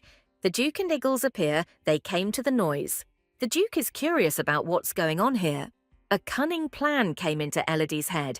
That's what she's called, a cunning mouse. Elodie decides to drive away Master Whetson once and for all. Whetson looks exhausted and sleepy. Whetson is bound hand and foot and does not understand what is happening. Whetson begins to threaten the Duke in the spirit of how dare he, this is a termination of the contract and so on. The Duke only thanks him for his compliments and threats. There is an ominous aura around the old man. Now he will grind Whetson into dust for insulting Cinderella. Whetson vehemently defends himself by saying he was simply sending out invitations and denies any wrongdoing. But the Duke has more faith in our Elodie. Luck is on her side. The Duke trusts Elodie and is grateful to her, so Whetson is in trouble. The Duke accuses him and Elodie of stealing a precious thing and attempting to attack Cinderella. Wetson giggles. They have no evidence of his guilt. Elodie opens his travel bag, and it turns out the fireflies are crudely painted cotton from the Valkyriesen house. Wetson panicked like a clap. The fireflies were in the hands of his enemies. This cotton is like a living being, and everyone who owns it uses mana. It is a very rare commodity. Elodie discovered the secret of magic possession by the prince who destroyed Cinderella. The cotton was delivered to him by Wetson, who stole it from the good Duke. The Duke says that cotton grows only on his property and Wetson stole it from them. Wetson felt uneasy about what he heard. The Duke orders that Wetson be dealt with. Wetson has violated the third statute of the magical code regarding removing things from the estate and is banned from appearing here for 3 years. Wetson is shocked. Is such a severe punishment really awaiting him? But Wetson still faces having his wrist chopped off for stealing cotton. Wetson begs them not to do this, as he was simply following the prince's orders. Wetson demands to be allowed to contact the prince. A magic crystal ball is brought into the hall. A young man appears in it, similar to Gin from the anime Bleach, who heard the entire conversation. Elodie immediately bristles as she looks at Ichimaru Gin. The prince rudely interrupts Wetson, not listening to his pleas for help. He frames Wetson for the theft of jewelry. The prince claims that he did not want the stolen item at all. The prince accuses his faithful servant of stealing other things. The prince remembers how Wetson brought him expensive things, pampering him. The prince states that if he had known about Wetson's tricks, he would never have accepted his gifts. Wetson tries to justify himself to the prince. In short, the prince abandons Wetson to his fate. Wetson tries to prove to the prince that he did everything out of loyalty to him, but the prince asks the Duke to deal harshly with Wetson. Elodie believes that the prince is a real bastard since he frames his subordinate for his crimes. Elodie wants to have a fight with Wetson and the prince. Thus begins the confrontation between the prince and Elodie. Elodie is ready to accept the prince's challenge and fight him so that Cinderella can have a happy ending. Thanks to Elodie and her memory of her past life, the meeting between the prince and Cinderella was delayed. Elodie was very worried that the Duke would be angry with Cinderella, but everything worked out. Weston was bullied a lot by his father. Elodie wants to relax with Cinderella. But Cinderella comes out very gloomy and sad. Elodie decides to find out the reason for Cinderella's sadness. Cinderella looks at the mouse for a long time and leaves. Elodie tries to find out the reason. Cinderella tells her it's not about Weston. She asks the mouse why she got involved with the prince. Cinderella says that she found things in Elodie's room that could be used to contact the prince. Cinderella is very upset. She thinks that she has interfered with something. Elodie tries to calm Cinderella down, and she says that there is nothing that Cinderella knows, that she has nothing to hide. But Cinderella looks at her with concern. Elodie doesn't want to upset Cinderella, who is jealous for no reason, and suspects her of keeping personal secrets from her. Elodie wanted Cinderella to live a new life, and there would be no secrets between them. Elodie decides to be honest with Cinderella. Cinderella wonders why the mouse likes her so much. What does she protect? By the way, yes. Elodie tells her that she has a right to love. Elodie was a simple field mouse, and only Cinderella paid attention to her. But Cinderella didn't have the power to protect herself in her past life. Cinderella thinks that Elodie is absolutely adorable because she loves her. Elodie is surprised by what Cinderella said. We have a drama. Cinderella was given brains. She realized what a fool she was, that she lived with relatives who humiliated her. She agreed to the role assigned to her as a servant because she loved her family. Well, she's a fool, just a dumb blonde. But Cinderella made a friend and her life became easier. Elodie was the light of Cinderella's life and her common sense. But Cinderella finally got her wits about her, and she decided that she wouldn't wait for the prince and would protect Elodie. Elodie is happy and, along with us, surprised by Cinderella's spiritual growth. Elodie asks Cinderella for forgiveness for holding her back. Cinderella says that now they will share adversity together. But Elodie still decides to protect Cinderella from the impending danger, the prince and the ball. The action moves to the next day at the estate. No matter how hard Weston tried, all relations with him were severed. Weston, Elodie hears, is now disinherited. His father and the Viscount apologised for his antics, but unfortunately for Elodie, bloodthirsty as she is, they didn't cut off her wrist. But the Duke no longer trusts his former business partner Weston and his family. Weston's father was furious with the Duke's decisions and exiled his son to a monastery. Elodie wonders what the magical cotton is doing here. The fireflies, now that it's all over. It's just that the Ratson family contains the power of the gods needed for Animanolia. Fireflies follow Ratson because they feel good about the energy. Elodie learns that her kind are not werewolves at all. Iggles and Elodie come to the conclusion that the Ratsons are enchanted people. Iggles decided to check out the rumors about the Ratsons. Iggles feels the magical energy of the Ratsons and can hardly contain himself. Elodie realizes that all beastmen feel magical power. Elodie is afraid that the beastmen will eat her to gain power. The Duke and Iggles reassure her too. They don't know how she will adapt to the estate.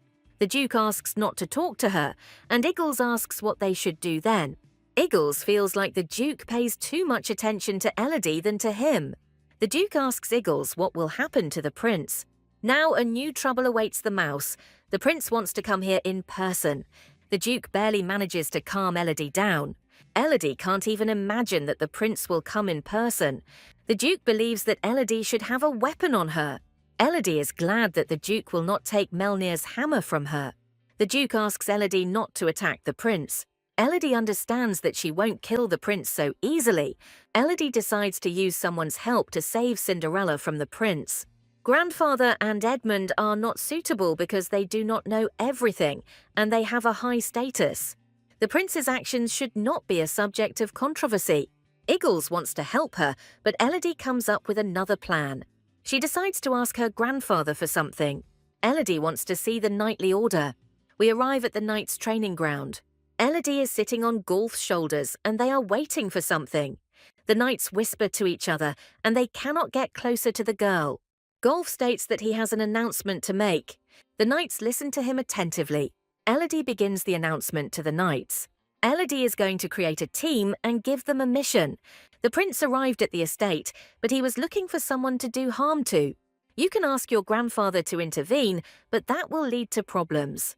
The mouse wants to scare the prince so that he won't come near Cinderella at all. All the knights want Elodie's secret mission. Golf asks them to keep quiet. Also, the knights' mission is limited to 5 participants. The knights begin to fight for a place in the mission. Elodie demands that they have acting. A young man, beautiful as Apollo, appears before them. Leopold, Commander-in-Chief of the Order of the Golden Knights. Golf immediately bristles and orders him to disappear. Leopold is surprised that she didn't know about him. Leopold invites his girls, nicknamed princesses, to participate in the mission. Elodie is curious about the princesses. Spectacular women, beast people, approach them. Leopold says he has a pride because he has lion-like habits. The knights ask if Leopold really walks on 4 legs. Leopold complains that he has fallen under rebellion. Elodie decides that the wolves are enough for her, and Leopold is a real womanizer. The knights remind Leopold that he dared to speak to Elodie. And so the day passes in the sunny estate. A few days later, Edmund is working in the library. Someone approaches Edmund, interrupting his reading. This is Cesare Medino Silveria, Prince of the Empire. Edmund does not try to be kind. He is not happy with the prince. Cesare slyly tells him that he wanted to visit a childhood friend, but Edmund denies everything. Edmund doesn't want to talk to him. Edmund is reminded of Elodie and Cinderella. Cesare says he must be punished for Wetson's actions. Edmund says there is no need for that. Cesare watches him closely. Cesare wants to see the girl everyone is crazy about, Cinderella.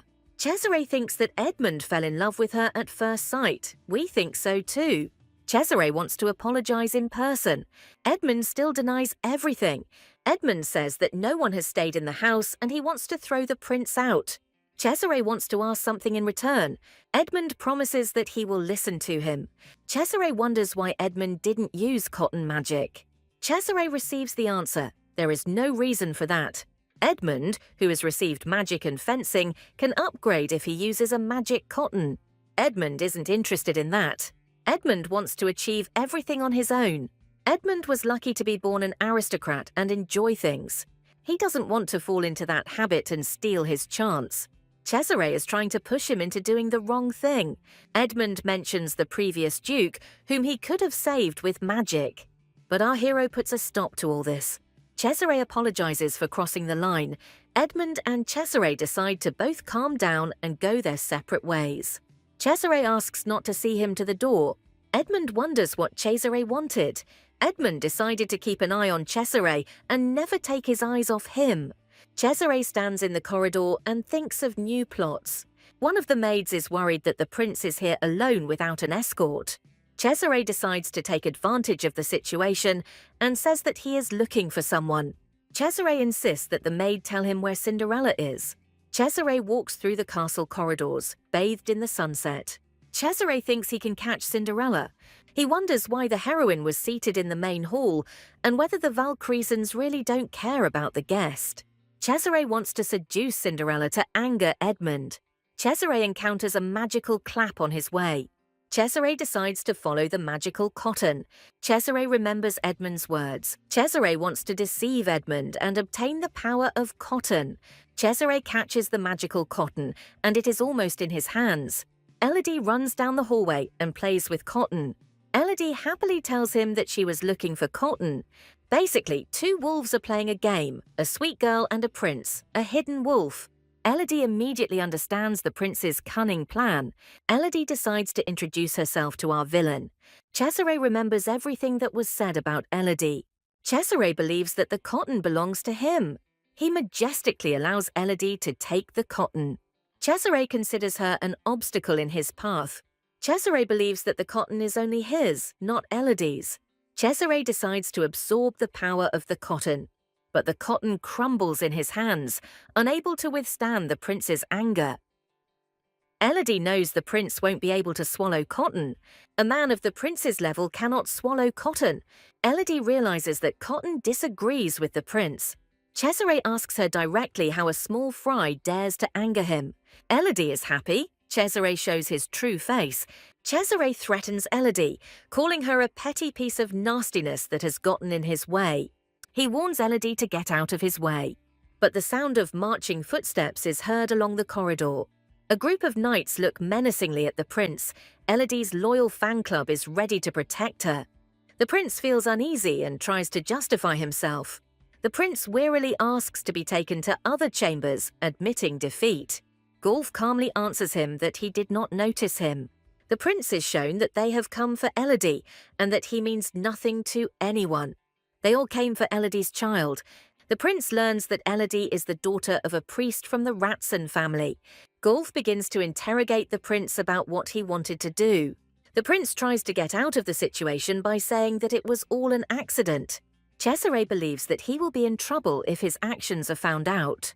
Elodie accuses the prince of stealing cotton. Elodie informs on Golf that the prince stated that he said the cotton belonged to him. Golf Grono asks him if it is true and if there is an ominous aura around the prince. The prince is trying very hard to escape punishment. But all his words irritate Elodie, and she accuses him of lying. Elodie snitched that he wanted to offend her and steal the cotton. Elodie's loyal fan club is ready to protect the girl from the prince. The prince understands that he is about to be beaten. The prince tries to retreat away from the knights.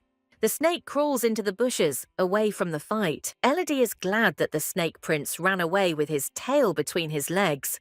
The knights thank Elodie and praise her for her bravery. The knights want to play with Elodie all day. Elodie disappoints them by saying that none of this will happen. Golf is forced to simply hug Elodie. The prince almost screwed up because of our rat. The prince is very annoyed by this annoying mouse. The prince realizes that he was deliberately provoked. Cesare is furious. His plans have been thwarted by the knights. The prince stops abruptly and his gaze turns to the estate. He suddenly thinks that everything is not so bad. Now he knows their secret about the Ratsons and the cotton. The prince decided to crush our heroine. Next time our mouse won't expect mercy from him. We are shown the Valkyriesons' estate, illuminated by the sun's rays. Two knights fight desperately, and the sound of swords echoes throughout the castle. Two knights are about to clash in a fight to the death. Iggles believes the knights are making a rapid rise. Both knights became stronger after hugging Elodie. Elodie believes it's all the magic power of cotton. Elodie realizes that the power of her hugs helps. Iggles can barely contain himself. Elodie says that one of the knights recently said, "The Duke was informed that Elodie had gotten into trouble because of the prince." Cinderella is curious to know what happened. Elodie is scared by the gloomy atmosphere around them. Cinderella asks this because of her. Elodie wanted to keep her relationship with the prince a secret. Elodie somehow justifies herself to the heroes. Cinderella wants to say something, but then she becomes gloomy and falls silent. Cinderella apologizes for not being able to be a support for Elodie. Cinderella realizes her helplessness. Cinderella says she's sorry Elodie can't rely on her. Cinderella decides to become stronger. Sakura Haruno mode is activated. Elodie tries to dissuade Cinderella from her decisions. Elodie realizes that she failed to protect Cinderella. Elodie thinks that in such a body she can't win. Cinderella asks the prince to help homeless people. Cinderella asks to fulfill the princess's duty. But the prince says that without support and family she is nothing. The mouse remembers how Cinderella was told to mind her own business. Elodie believes that she didn't want a life of luxury. Cinderella needed protection, but that was not her true desire. In her past life, her path was blocked by a prince, and now by our mouse. If Cinderella wants to become strong, the mouse will support her. The mouse says that he will support Cinderella. The mouse asks how she can help Cinderella's personal growth. Elodie suggests talking to the parents so that Cinderella can be accepted into the Ratson household. But according to the laws of people and animals cannot coexist together. The Duke claims that everything is pointless and that Cinderella is unlikely to be accepted by the Ratsons. The Duke believes that the mouse needs protection. The Duke invites the mouse and Cinderella to live in his house as part of their family. Iggles claims the area is a nature reserve. In Animalolia, many beastmen are orphans, and only the strongest survive. Elodie thinks that avoiding the beastmen is bad. Iggles was one of the orphans who was taken in by the Duke. That's why this estate is a paradise for beastmen. The Duke believes that Cinderella will not be an extra child. Elodie realizes that she is safe thanks to the Duke, but Cinderella wants to give up the name Valkyriesen. Cinderella asks to return her name, and she will fully thank the magical family. Elodie tries to talk Cinderella out of it. But Cinderella smiles sweetly and wants to offer something. Even if she was humiliated in the Bluewood house, the foolish Cinderella wants to return there. Cinderella says she wants to fix everything. The Duke says he is glad and will accept any decision she makes. At the request of the Ratsons, he wanted to wipe Cinderella's family off the face of the earth. Cinderella remembers a strange sound coming from the Duke's earring. Cinderella is horrified that her family has been ordered to be killed. The old man says that the Rathos ordered the death of Cinderella's family.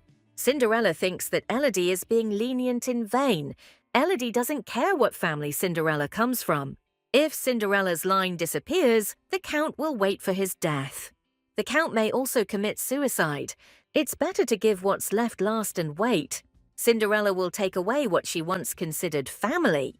The Duke agrees that he will support Cinderella. Edmund decides to accompany Cinderella. Cinderella will regain her good name. There is one law in the kingdom of Silveria. In the kingdom, children, regardless of gender, have the right to inheritance. The king accepted this law because he only had daughters. The rightful heir of the Bluewood family is Cinderella, not her sisters. The law gives priority only to direct descendants, so only Cinderella will be the heir of the Bluewoods. Duke Valkyriesen told the mouse about this. Edmund promises that he will help Cinderella in any way he can. Elodie thinks the Duke is a good man. Elodie, according to Edmund, understands that the Duke is a strict but fair man. Suddenly, Elodie is hungry and her stomach is growling loudly. Elodie apologizes, but Cinderella says everything is fine. Elodie really wants to try the seeds Edmund gave to the mice. Edmund remembers feeding the mice sunflower seeds. Elodie asks Edmund to share his seeds. But Edmund has no seeds and Elodie is very upset. Edmund decides to tell the truth about the seeds. It turns out that Edmund was carrying the seeds because he was thinking about the missing Ratson. Edmund thought she was hungry and showed concern by bringing her some seeds. But now that Elodie has been found, there is no longer any need for seeds. Edmund offers her cookies with nuts instead of seeds. Elodie is stunned. Edmund seems like a dangerous man, but he is a good man. Elodie offers Cinderella a cookie, but she refuses. Cinderella reminds Edmund that using food to win over the Ratsons is wrong. Elodie looks at Cinderella and a gloomy silence falls. Edmund immediately justifies himself, but his plan is obvious. Elodie discovers Edmund's true identity. Eventually, they arrive at the Bluewood estate. Edmund says she can always count on him, but he's a real liar. Cinderella doesn't trust Edmund. To her, he is a child thief. Elodie wonders what made Sarah distrust Edmund. But Edmund decided to enter the estate first. But Edmund is ready to commit massacre with the Bluewood family's boats. Cinderella is shocked that her family is ready to welcome her. Cinderella's father decides to say something, but his way is blocked. The Count is told that she did not come to save them. Elodie thought Sarah seemed to hesitate. The Count tries to convince Cinderella to help him. The Count begs her to explain everything to Edmund and that he is very sorry. But Cinderella tells them everything she thinks about her family. But Cinderella, with a sinister smile, asks not to worry. Cinderella reminds him that she is his daughter and was not eliminated. The Count objects to her, but Cinderella doesn't want to listen to him. Cinderella says that she did not come to convince him. Cinderella declares war on her stepmother.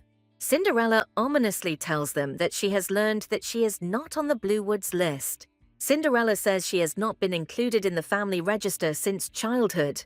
She thinks that someone deliberately erased her name from the registry. The stepmother tries to apologize and denies her vile actions. Cinderella immediately demands that her name be included. The stepmother is ready to lick her feet to save her life. Cinderella's sister angrily asks what she will do if they refuse. But Cinderella's stepsister is ordered to remain silent. The stepmother apologizes for the bad manners of Cinderella's stepsister, Rose, in an attempt to smooth things over. Even earlier, strict requirements were imposed on Cinderella. Cinderella says the reason for returning is simple. Cinderella wants to reclaim the Bluewood name. Cinderella also wants to take her mother's relics. Cinderella haughtily says that she has no time for her stepmother. She walks past her spineless father. Cinderella was wrong to believe that her father would love her. Now Cinderella's father and family mean nothing to her. We are transported to the Bluewood treasury, where there is a heap of rich jewelry. Cinderella sees that her stepmother hid Cinderella's mother's jewelry very well. The stepmother gives her everything she has from Cinderella's mother. There is some strange energy emanating from the treasury. Elodie's gaze is drawn to the necklace on display. The ruby necklace glowed brightly as Elodie looked at it. Elodie feels uneasy around him. Her head starts to split, and memories come flooding back. Elodie tries to suppress painful memories. Elodie and Edmund notice that Elodie is getting sick and surround her with care. Someone's powerful and mysterious voice announces that it blesses Ratson's birth. A certain Nyx basilisk swears allegiance to Elodie. We are shown Elodie's past. The basilisk drags a crying mouse through the forest. Basilisk tells the crying Elodie that she will cry her eyes out and that they have their whole lives ahead of them. If God is truly watching over Elodie, he will lend a helping hand. The mad magician casts a spell on Elodie and says that he believes that punishment awaits him if God exists. Elodie remembered everything, how she ended up with Cinderella and how she was enchanted. Edmund and Elodie are worried about Cinderella. Edmund decides to return to the estate using the familiar sphere. Elodie asks where her stepmother got the magic bracelet. Elodie wonders what kind of magic bracelet it is and what power it has. This bracelet belonged to the man who cursed Elodie. Now Elodie decides the following. She will find Nyx the basilisk. The bracelet was kept in Cinderella's treasury, but this is not a coincidence. Elodie asks her stepmother for answers to her questions. Was her stepmother really in cahoots with Basilisk? Edmund demands the truth from Cinderella's stepmother, and the negotiations will not be peaceful. The stepmother tells them that her necklace is a gift from Basilisk for ridding his house of rodents. The stepmother asks for mercy and says that everything is not like that at all. Elodie thinks that the stepmother was hardly only interested in the mice attack. Therefore, it is possible that the Countess's negligence saved her from death. Elodie demands that she be given the bracelet. Cinderella resorts to threats again to get the bracelet. The stepmother doesn't want any problems, so she gives away the bracelet. Elodie decides to find the magician and is grateful to Cinderella for this. Elodie used a magic brooch to travel back 13 years. Elodie decides not to let Basilisk win this war. A few days later at the Valkyrison mansion, Edmund explains that the ruby is extremely rare and is not for sale. Elodie learns that the basilisks are withdrawn and lead a very private life. But if the ruby is an ordinary stone, how did it manage to capture her memories? Perhaps the magic stone remembered her childhood self. Cinderella is grateful to Edmund for helping them more than once. It's hard for Edmund to even imagine what Cinderella and Elodie went through. Edmund promises the girls that they can always count on him. Cinderella and Elodie are happy that they can rely on him. But Elodie wants to confront Edmund. She will not allow him to start an affair with Cinderella. Elodie decides to ask Edmund about the basilisks. The members of the basilisk family use aliases and always wear cloaks, even in public. Elodie understands that information is scarce and things are not that simple. Edmund asks if the magic bracelet really belonged to Basilisk. Edmund decides that the Vaisliski are behind the war in their kingdom. Elodie makes excuses. She doesn't want to involve anyone in her affairs. Edmund knows that the basilisks are very evil and greedy since they kidnapped Elodie. Elodie thinks they need the post of High Priest of the Ratsons. For Elodie, the basilisks will do anything to gain the position of priest. Nyx's face reminded Elodie of something. Charon Valkroisen is very similar to Nyx basilisk. The ominous feeling from Charon is painfully reminiscent of the basilisks. The Valkroisens take in orphans and care for them, probably Charon, a foundling of the basilisks. Apparently the basilisk is treated differently in this estate, but the children are kept locked away from their home. Perhaps Charon is not Valkroisen, but a basilisk. Could it be that the basilisks have planted their spy in this house? But if the Duke saved one of the basilisks, why is he keeping him locked up? Perhaps the old Duke is hiding many secrets. Elodie thinks that Edmund knows something about Charon. Elodie decides to find out about Charon from Edmund. According to Edmund, Charon's disease is highly contagious and he lives in a separate mansion.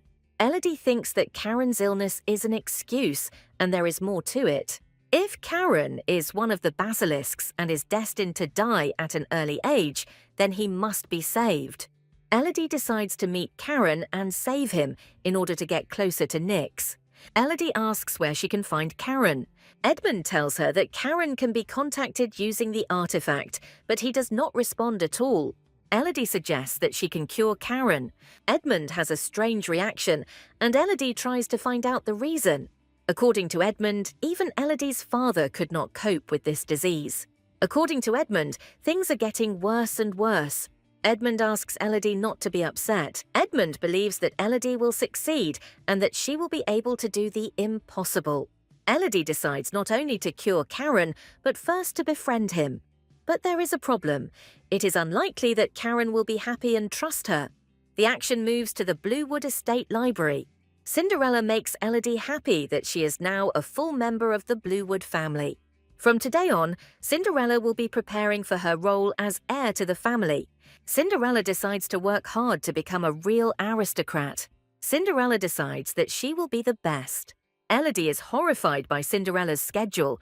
It's all jam-packed with lessons. Cinderella is far behind other aristocrats and needs to learn. Elodie thinks that Cinderella is overdoing it with her homework. She expresses concern for Cinderella so that she gets up at 8 o'clock and sleeps peacefully. But Cinderella wastes her chance to sleep well, eat and live on some lessons. Elodie decides to support Cinderella and prepare with her. We are shown that Cinderella is working hard, but Elodie has already fallen asleep. She is bored with all this. Elodie wakes up with a start, and Cinderella greets her with a waking smile. Elodie doesn't give up. She decides to get to know Charon properly. Elodie apologizes to Cinderella and decides to go for a walk. Cinderella tells her that hugging the Ratsons is a pleasure because they exude such calm. Elodie thinks that calmness is her strength, which was enhanced by the cotton. Elodie decides that she is bothering Cinderella and wants to go for a walk. Elodie runs away and leaves Cinderella to continue cramming. Cinderella has no idea where the mouse gets such energy from. Elodie walks through the dark forest, making her way through the dense undergrowth. In front of her is a gloomy mansion where Karen is kept. There are no dried-up bushes, no birds singing, nothing. The castle itself resembles a Russian church in its structure. Elodie realizes that Karen's illness is not simple. But inside there is no smell of disease, rather it smells like poison. Elodie is surprised. Does no one know about the ominous miasma emanating from the depths of the castle? I wonder if the Duke and Edmund know about the poisonous fumes. The castle seems to be spreading a terrible plague. But Elodie hears something and she decides to check. Elodie clearly hears that the sound is coming from above the estate. But the door to the estate is closed. How will our heroine get inside? Elodie feels like a prince saving a beautiful princess. Inside the mysterious estate, it is dark, like in a horror story about a black castle and a black room. This house, in Elodie's opinion, screams that no one is welcome here. Elodie doesn't have the best memories. She is haunted by a suffocating silence and a feeling of loneliness. Darkness is the best place to hide from problems. But sometimes hiding is not the solution to life's problems. Elodie opens the curtains and asks if Karen is okay. Karen's red eyes slowly open and stare at her unblinkingly. Charon himself is battered. He is very pale and dirty. Charon squints at the bright light, not expecting to see Ratson. Elodie didn't even know that the boy was so ill. Elodie looks at Karen and realizes there is nothing she can do. Elodie decides that her embrace can heal Karen. But she decides to start not with hugs, but simply with touching hands. Charon looks very surprised and scared. No one has touched him before. Elodie asks how the boy is feeling, but we remember that Charon kills everyone with his touches, and he sharply recoiled from Elodie. Elodie stumbles, the floor beneath her feet creaking ominously.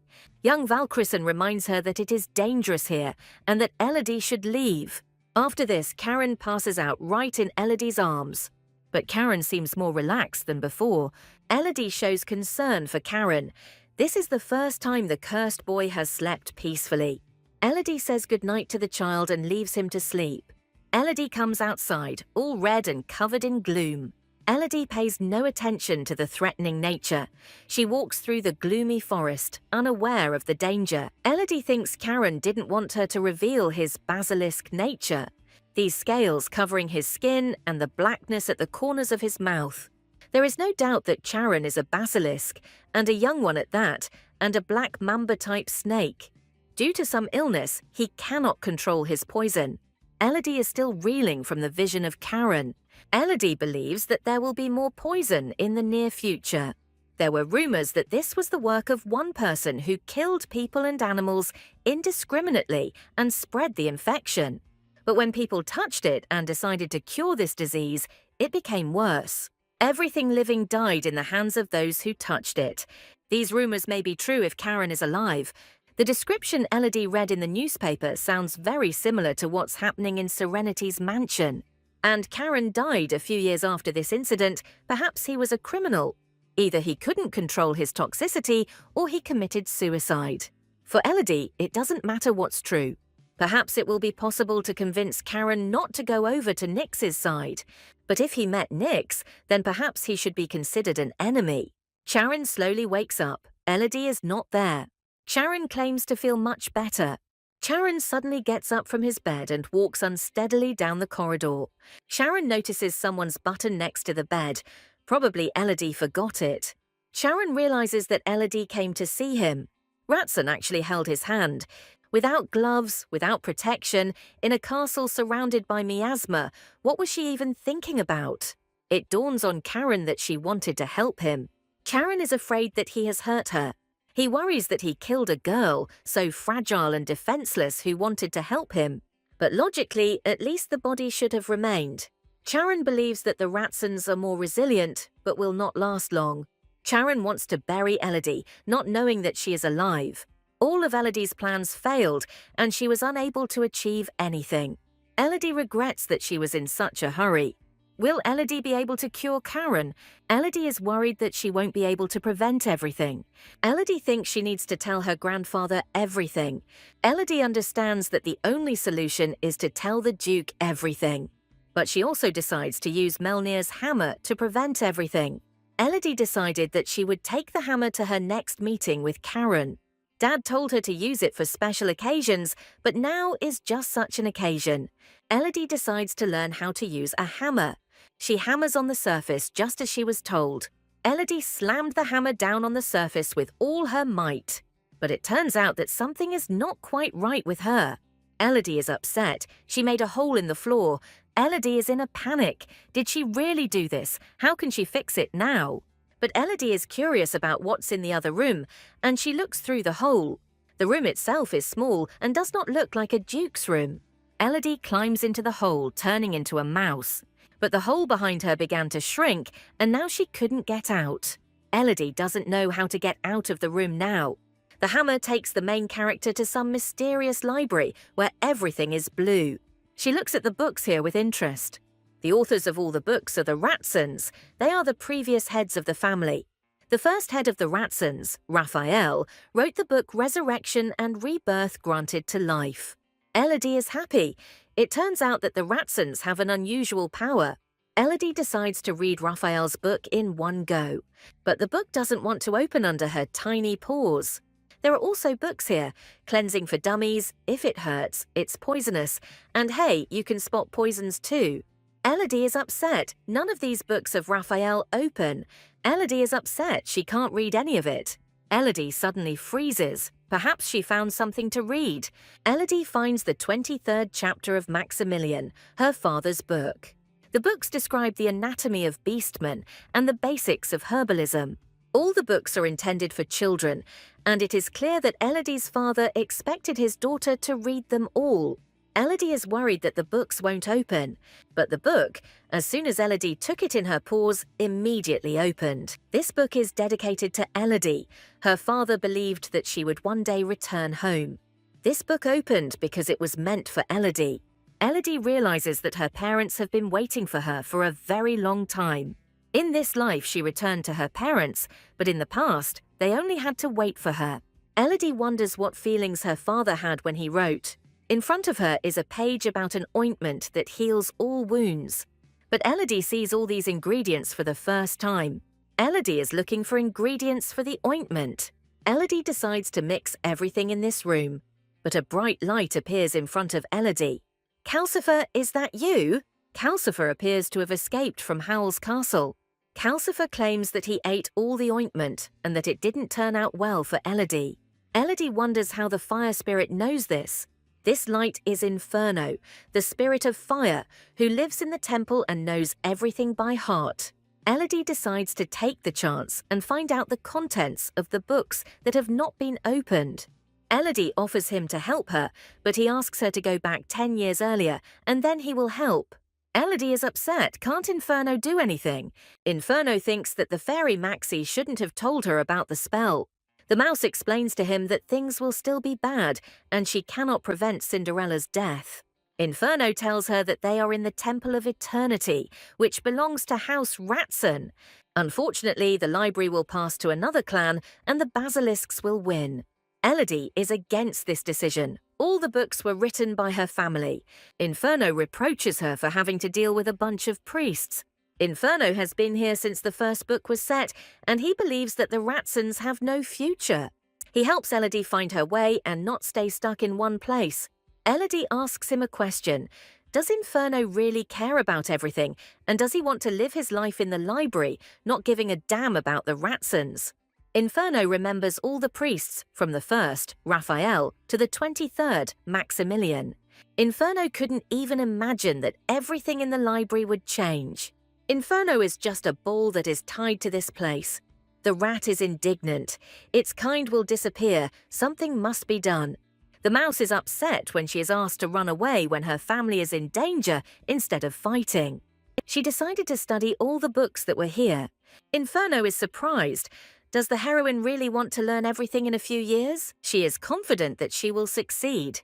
Elodie doesn't want to give in to the Viselisks. They can heal without armor, and she can do the same. Elodie wants to try everything in life and test. Maybe she will be able to defeat the basilisks. If Inferno isn't going to help, then let him just watch. Inferno is captivated by her determination to move on. He offers the heroine a deal, she finishes the book in a month, and he will tell her about the other books. Inferno is amazed that the heroine wants to master other books. Our heroine agrees to Inferno's business proposal. The mouse enthusiastically decides to master the books in half a month. The mouse is horrified. How could she promise Inferno such a thing? But our heroine is very tired. The book is floating before her eyes. She is sad. Instead of entertainment, mortal boredom awaits her, cramming. Elodie decides to unwind, but thoughts of cramming take all her strength. Magic cotton, fireflies surround her and stick to her. Elodie is indignant. She is tired of the cotton, like fluff, coming out from everywhere. For her, cotton is a clot of magical energy, but it behaves too intelligently. Elodie spots Iggles walking alone in the park. Iggles is glad that Elodie got along with Cotton. Iggles is surprised by her words that Cotton has a mind of its own. In fact, it is possible, a magical clap, mana, living energy, straight out of the life stream from Final Fantasy VII. Elodie is amazed. Iggles can imbue magical Cotton with life. But Elodie has stronger powers. She can resurrect the dead. Iggles corrects himself. He said a lot of things about resurrecting the dead. The heroine decides that she will study the books about resurrection as soon as she finishes with the book. Elodie thinks that if she can get along with the cotton, she will move forward with her goal of saving Cinderella. The heroine hears something in the grass. Black, smooth scales flash there. In front of her is a charming black snake with red eyes. Iggles is immediately frightened and warns Elodie that the snake is poisonous and dangerous. Elodie remembers that she has seen this snake before. Elodie fearlessly walks towards the snake. Iggles tries to stop her. Still, this snake is Charon. His red eyes give him away. She decides to say hello to Charon, despite Iggles's fear. Iggles is horrified. Has Elodie really gone mad while talking to a snake? Elodie picks up the snake and decides to heal it, as the snake is harmless. Iggles is very worried about Elodie. The snake might bite. In his snake form, Charon looks cuter and more harmless. The basilisk's head is round, its scales are smooth, and its eyes are so inviting. The girl denies everything. How can she be imbued with basilisk, the enemy of her family? Iggles is surprised. Why is the snake, which is poisonous, like a rune? Here, Elodie notices that the snake is wounded. A pink scratch is growing down to the flesh. It turns out that our Charon fell and was badly injured in the bushes. Elodie remembers that she has a cure. She has a healing ointment that she has been working on for a very long time. Elodie tells Iggles that her father gave her the ointment. Despite the snake's dislike, Elodie applies the ointment. Charon's wound instantly heals and no trace remains. Elodie realizes what it means to be Ratson. Charon crawls away from her as far as possible. He feels uncomfortable here. The little snake slowly crawls away to its gloomy castle. Elodie thinks the snake has returned to its owner. Elodie's words about the offered help are not empty words for Charon. Charon crawls away and turns into a man. Charon is glad that Elodie is okay. But then Charon never showed up again, and Elodie studied and also communicated with Cinderella. So 2 weeks passed and Elodie wakes up one morning. Her maid, a squirrel, is worried about her. Elodie managed to get through the herbalism book, but she was exhausted. Elodie is completely exhausted. The maid suggests that Elodie talk to the doctor. Dr. Pecker was the Valkyrieson's attending physician. He even treated Liana, the mother of the Duke's grandchildren. She died when the Duke was young and he became the head of the house. Elodie learns that Edmund previously suffered from insomnia and was treated by Dr. Pecker. Edmund sleeps thanks to the healer's magical therapy. Elodie is curious about what kind of therapy the doctor uses. Elodie finds everything strange about the doctor's story. The Sphekerell is abruptly summoned by the Duke. The maid promises that she will be back in 5 minutes. Suddenly, someone rudely insults the girl. Elodie is terrified. She is frightened by the sudden stranger. The stranger tells her to get up quickly. Elodie is surprised. Who would wake her up so rudely? But the hair and eye color is similar to Edmund's.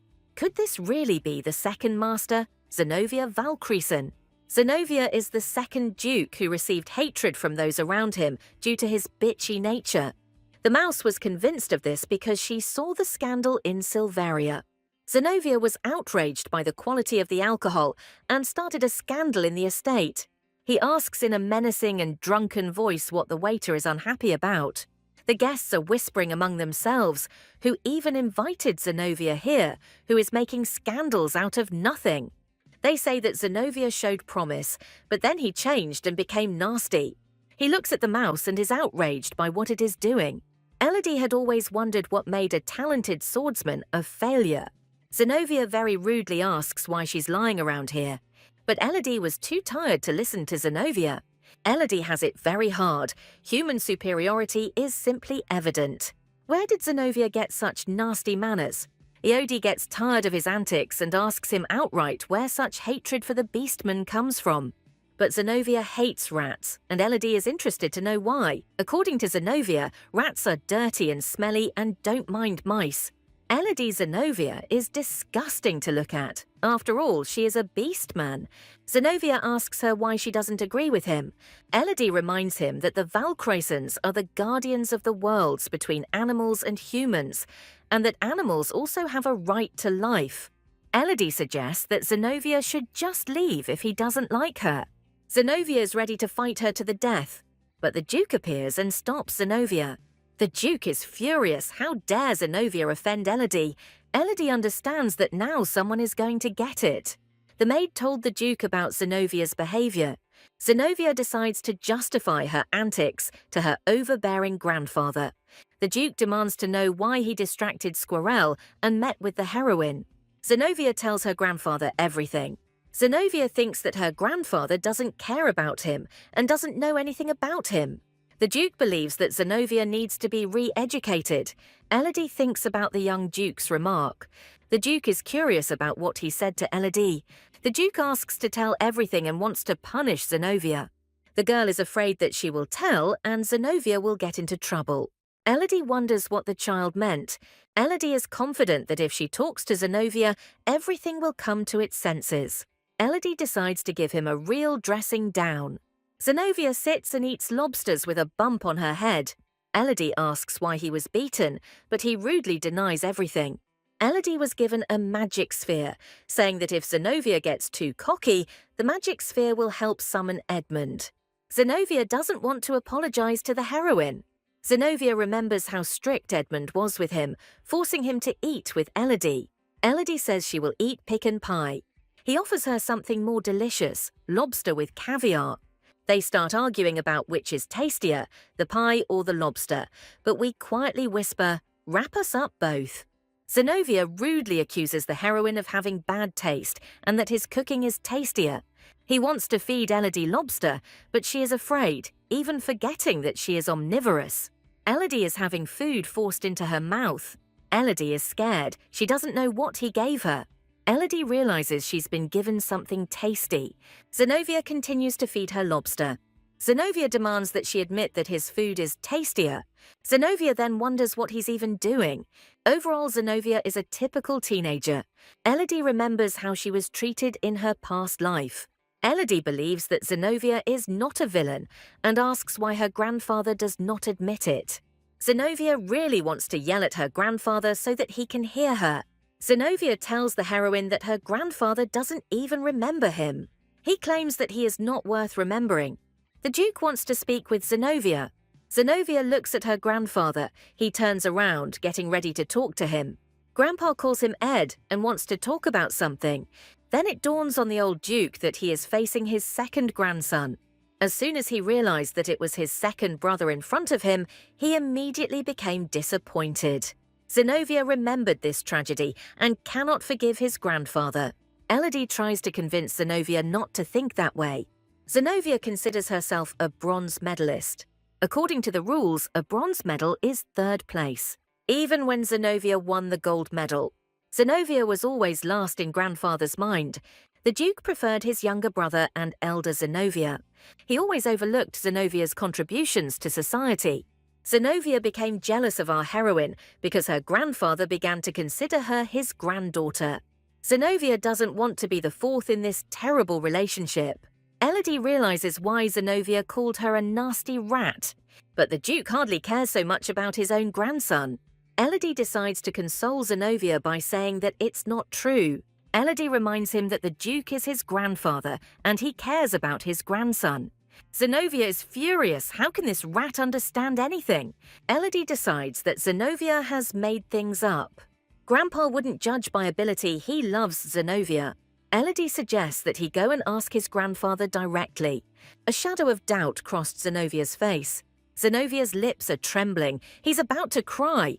But Zenobia decides to go with the heroine to her grandfather. Elodie meets Iggles on her way to her grandfather's.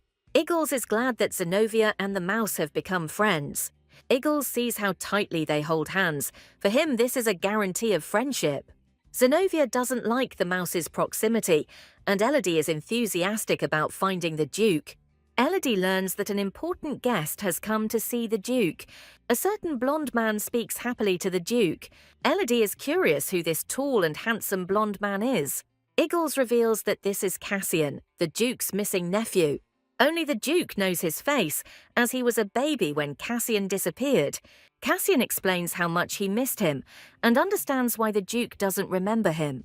The Duke assumes that the person in front of him is his real nephew. Cassian says that he was raised by serfs, and that he himself remembered nothing. The Duke refuses to acknowledge Cassian. He does not believe him. Cassian decides to show the Duke something to prove that he is his nephew and not a fraud.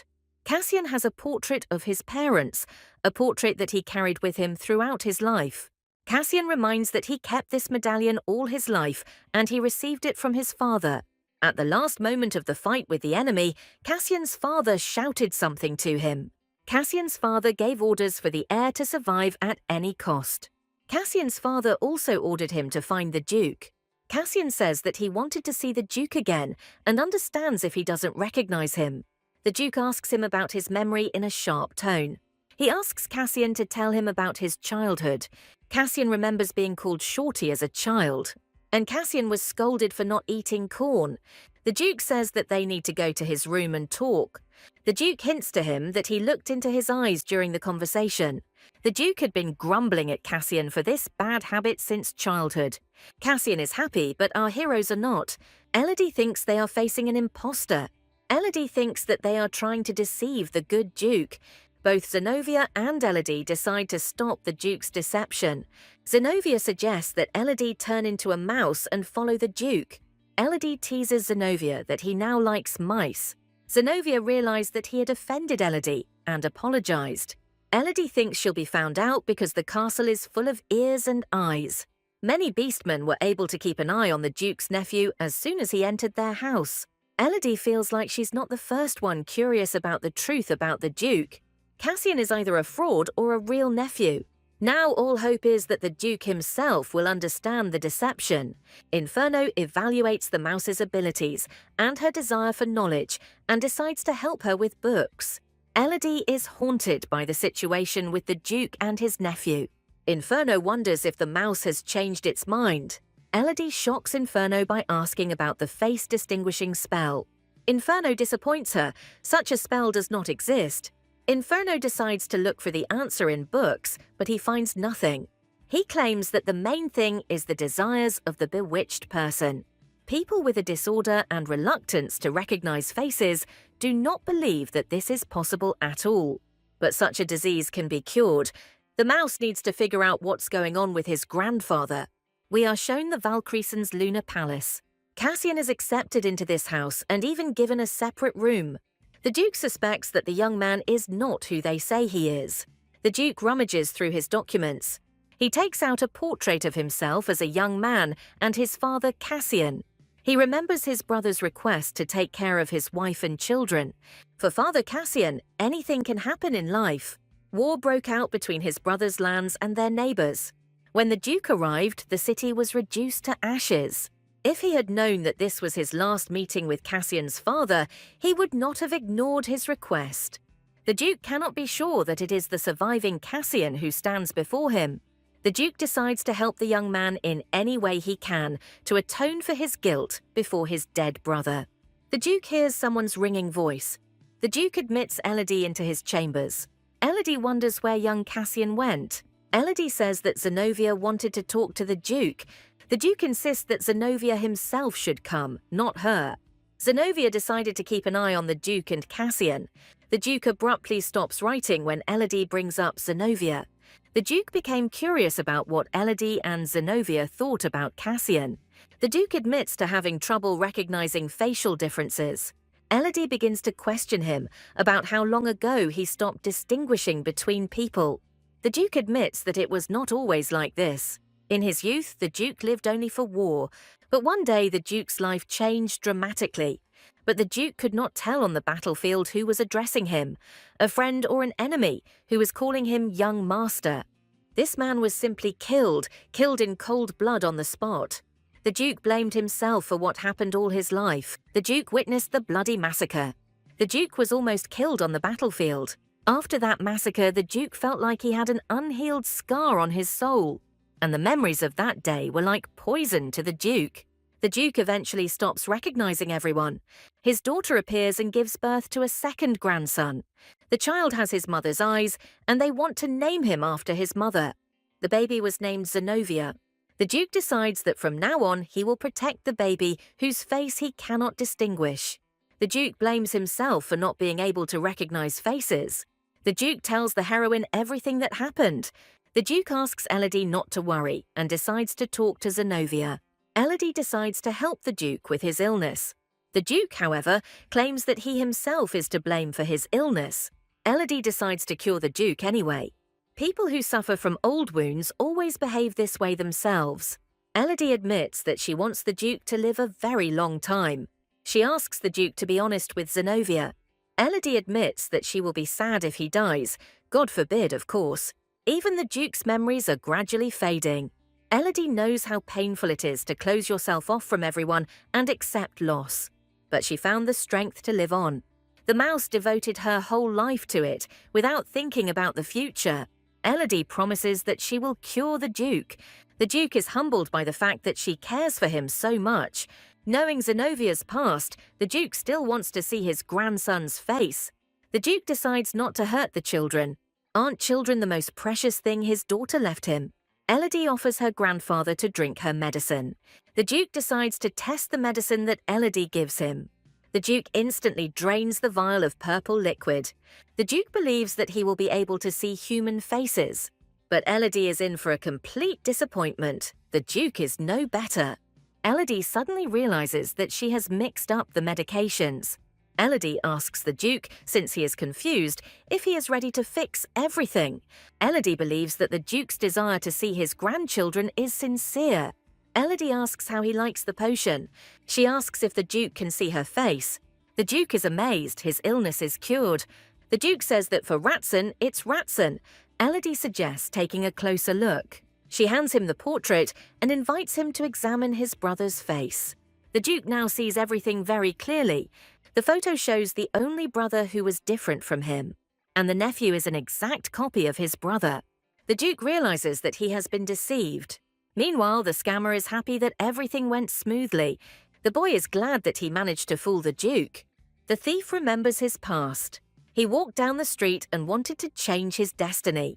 The boy wanted to get something more. A homeless man who was begging for alms saw him. It was this homeless man who saw the young Cassian in the young man. The man turned out to be Cassian's old servant, who survived the massacre in the village. Cassian learned from him that no one survived. The young man decides to use his resemblance to the dead boy for evil purposes. Cassian was told that the Duke was ill and could not distinguish faces. The swindler decided to be nice to the old man, but the thought that he looks like a dead nobleman haunts him. The boy decided to pretend to be the real Cassian and asked the old man about the dead gentleman. The swindler took care of the old man and found out about Cassian. The old man told him everything she knew about Cassian. But then the old man died and the swindler decided to act. The con man was seduced by the idea that he would become rich by playing the role of Cassian. The swindler hears the Duke approaching his room. The scammer decides to continue playing his role. But the Duke and Elodie don't trust the swindler. He's been exposed. The Duke introduces him to his attending physician, Elodie, and wants to ask a couple of questions. Elodie immediately says that he is a scammer. The boy tries to lighten the mood. The con man plays the role of Cassian again. Elodie shows him a book of faces and says that there is no such face among the Valkyriesen family. The swindler feels uneasy and opens the portrait. The fraudster doesn't have a face but a stamped face. The scammer tries to justify himself by posing as Cassian. Elodie understands that it is very difficult to spot a scammer. She offers him something to drink. The potion she gives him is truth serum. The swindler clearly feels uneasy. He doesn't want to drink the potion. The Duke offers the young man that if he drinks the potion and proves that he is his nephew, his lands will be returned to him. According to the Duke, Elodie is destined for the position of Supreme Minister. Not drinking the potion of God's messenger is a great insult. But the young man is afraid. His deception is about to be exposed. He realizes that something is wrong with the old man's memory. The Duke is curious why he hesitates. He understands that the young man is simply afraid to confess. The Duke insists that he drink the potion. The fraudster is scared. Now his scam is about to end. The boy tips over the bottle and the red liquid slowly flows out of it. The scammer tries to justify himself by saying that his hand twitched. He believes that it is difficult to recreate the truth serum for the Ratsons. But Elodie took precautions and created a backup serum. The Duke sternly warns him that if he wants, he doesn't have to drink. The swindler feels uneasy. The Duke is up to something bad. Suddenly, the Duke's hand suddenly grabs the swindler by the throat. The Duke mentions that he seemed to have become a different person. Then the Duke wonders if Elodie made the truth serum. Elodie passed off a typical euphoria-inducing drug as truth serum. Elodie believes the medicine worked on her grandfather. So the grandfather really wanted to see his grandchildren. Deep down, the Duke regretted not having seen his grandchildren. The cycle of his suffering repeated itself. He was tormented by a sense of guilt towards his grandchildren. Elodie wants her grandfather to be happy. Grandfather believes that he still has some way to go to achieve happiness. Grandfather wants the swindler and the one who deceived him to pay in full. Elodie wonders how Iggles could have been deceived. The Duke decides to torture his nephew. Grandpa also has problems that he decides to solve. Elodie decides to see what he's doing. The servants are horrified. A swindler is in the house. Zenobia is outraged that a swindler ended up in his house. Zenobia wants to kill the swindler, but suddenly Zenobia stops. Zenobia doesn't know if his grandfather will be pleased with him. But Zenobia knows nothing else but how to fight. If these were his grandchildren, they would console their grandfather. Elodie bursts into Zenovia's chambers with new news. Elodie wonders what happened to Zenobia. Elodie asks him what happened. She finds some notes. It's her grandfather's diary. Elodie and Zenobia decide to read the diary. Elodie invites him to read the diary. The Duke started keeping a diary because he couldn't see faces. A telegram arrived from the Emperor, who could not forget the Duke's daughter. But the Emperor doesn't know that he has sons. Elodie suddenly finds some recording. The new recording shows what interests Zenobia. The Duke cannot see Zenovia's face, but he believes that she is a strong child. The Duke takes the child in his arms and believes that he looks like the Emperor. Zenobia took up the sword. The Duke was glad of his success. The Duke wanted Zenobia to be free of scars like he and Edmund. The Duke has a scar from the war that prevents him from recognizing faces. Zenobia realizes that the Duke didn't really like his swordsmanship. Elodie, however, thinks the opposite. The Duke takes care of him and forbade him to fence so that Zenobia wouldn't get hurt. Elodie believes that the Duke is proud of Zen's successes. Zenobia is shocked. The Duke loves him in his own way. Suddenly, Zenobia notices something. The Duke was worried that Zenobia was always sweaty and dirty after training. Zenobia always looked so disheveled. That's why the Duke could always tell Zenobia from Edmund. Zenobia imitated Edmund in everything. His hairstyle, his face. The Duke meets Edmund. But the Duke cannot see Zenovia's face, and everything has lost its meaning for him. His face, his hairstyle, his smell. The Duke blames himself for not being able to see his grandchildren. The Duke wants the day to come when he will be able to weave his grandchildren's faces. Elodie slyly tells Zenobia that he is not in third place. Zenobia realizes that he was a real fool. The Duke says everything is fine. Zenobia is amazed. The Duke always noticed him. The Duke looks at Zenobia with a commanding gaze, but we now know that he is not insensitive. We are shown the Duke's mansion again. Zenobia asks Elodie if she will eat walnuts again. Elodie is tired of Zenobia's company. He doesn't give her any peace. Elodie wonders if Zenobia wants some pie. Elodie invites him to go with her. It seems our Zenobia has fallen under Elodie's spell. Zenobia agrees with Elodie and goes with him. Zenobia looks a lot like a puppy. Elodie notices something she didn't see. The servants argue about his lordship's hair. They think that he dyed his hair and new hair has grown. According to the servants, the Duke seemed to have grown younger. The servants start to fight because they are not trusted. Elodie is shocked. Has the Duke really become young? Elodie and Zenobia decide to see for themselves. They both burst into Grandpa's office. The Duke has fallen under the influence of the drug. His eyes hurt and he cannot wear glasses. Elodie is surprised. Isn't the Duke happy that he cured the disease? Elodie believes she can't turn back time. The Duke is glad that Elodie has gotten used to him. Elodie sees that the Duke has black hair. Zenobia is surprised, but the Duke is as unperturbed as usual. Zenobia wondered if the Duke's hair was grey. The Duke is curious why Zenobia is spending time with Elodie. The Duke scolds Zenobia for the fact that his grades have dropped because of Elodie. The Duke asks how Zenobia can even hate studying. Elodie is surprised why the old Duke suddenly shows concern for Zenobia. Elodie wonders why the Duke was so worried about everything. She decides to check on Edmund. Zenobia walks through the dark corridors. He thinks she's having a snack somewhere. Someone comes up to him and calls him by name. Before us is Advisor Pekar, the attending physician. The doctor is interested in Zenobia's health. Zenobia doesn't want to take her medicine anymore. Pekar is worried. Where has the reason for Prince Zenobia's concern disappeared to? Zenobia happily tells him about Elodie. Everything is not going according to Baker's plan. No one is taking his medication. Pekar disappoints Zenobia by saying that there is no such medicine for the mind. Zenobia tells Baker that his brother often hits him on the head. It's bad for Baker that everyone has gotten close to Ratson. Is it true that Elodie healed the Duke? If this continues, everything will go to Elodie. Pekar decides to prevent Elodie's growing influence. He gives Zenobia some mood-lifting medicine. Pekar believes that he can still manipulate Edmund. Meanwhile, Edmund stands alone in the chambers. Edmund is a sight to behold. Baker's medicine is so strong that the young man is unable to get enough sleep. Edmund decides to pull himself together. Edmund wants one thing, for the day to be as bright as today. Zenobia was a big prankster before than he is now. Edmund notices Charon timidly hiding behind the trees. He offers to help Karen in any way he can, but Karen is afraid of Edmund, which comes as a shock to him. Edmund was worried about some difficulties. In one day, he lost both his parents. Edmund's hands are stained with blood, and he himself is terrified. The nightmares that began that day haunt him. Edmund hears someone's voice calling him. Elodie is worried about Edmund. He doesn't look his best. Edmund tries to deny everything, but Elodie feels that something is wrong.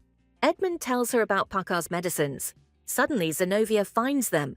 Zenobia begins to accuse our Elodie of killing her parents. Edmund tries to find out from his brother what is going on. Zenobia finds everything suspicious, and that Elodie is smart and cured his grandfather. Elodie tries to figure out what's going on. Edmund decides to talk to Zenobia, but Zenobia doesn't want to listen to her brother. Zenobia screams that their parents were killed by beastmen. Edmund is surprised. He didn't know such details about his parents. Zenobia is rude to Edmund and says that he is a blockhead. Zenobia believes that Elodie wants to take over their house. Edmund asks Zenobia not to threaten Elodie. She is still a child. Edmund doesn't even want to listen to Zenobia. He asks Zenobia, who put this idea into his head. Elodie wants to resolve the conflict peacefully, but Zenobia refuses. Zenobia decides to find out everything and attacks Elodie. Edmund tries to stop the enraged Zenobia. Zenobia believes that all of this is a planned action. Edmund tells Zenobia that the death of his family is his fault. Elodie and Zenobia want to know the truth. Edmund calmly tells Zenobia that this is all his fault. The Duke calls Zenobia for a serious talk. The Duke doesn't trust Zenobia either. Elodie thinks something is wrong with Zenobia. The Duke orders Eagles to remove Elodie from the office. Zenobia wants to know the truth. The Duke believes that Zenobia has crossed the line and should be exiled. The Duke reminds that if he did not do it of his own free will, then there is no point in killing him. The meaning of the Duke's words dawns on Zenobia. Zenobia wonders why he did that at all. Elodie stands up for Zenobia and denies his threats. Elodie thinks something is wrong here. Elodie thinks that Zenobia was under an evil spell. Zenobia feels sick with remorse. The Duke looks at him long and hard. Zenobia and Elodie make peace and will no longer fight. Elodie asks Zenobia to tell him what he remembers. Elodie tries to remember Zenobia's unpredictable behavior. Zenobia tries to remember what he did. He remembers lunch and that Elodie left, but she denies everything. Zenobia recounts her conversation with Pekar about the medicine. Elodie asks him about the medicine. Zenobia tells her about the medicine in detail. Elodie thinks the problem is with the medication. But what is this mysterious medicine? This medicine is pure brainwashing. Elodie thinks that the healer is behind everything. Edmund also said strange things. If Pekar uses the medicine, then he decided to get close to Edmund.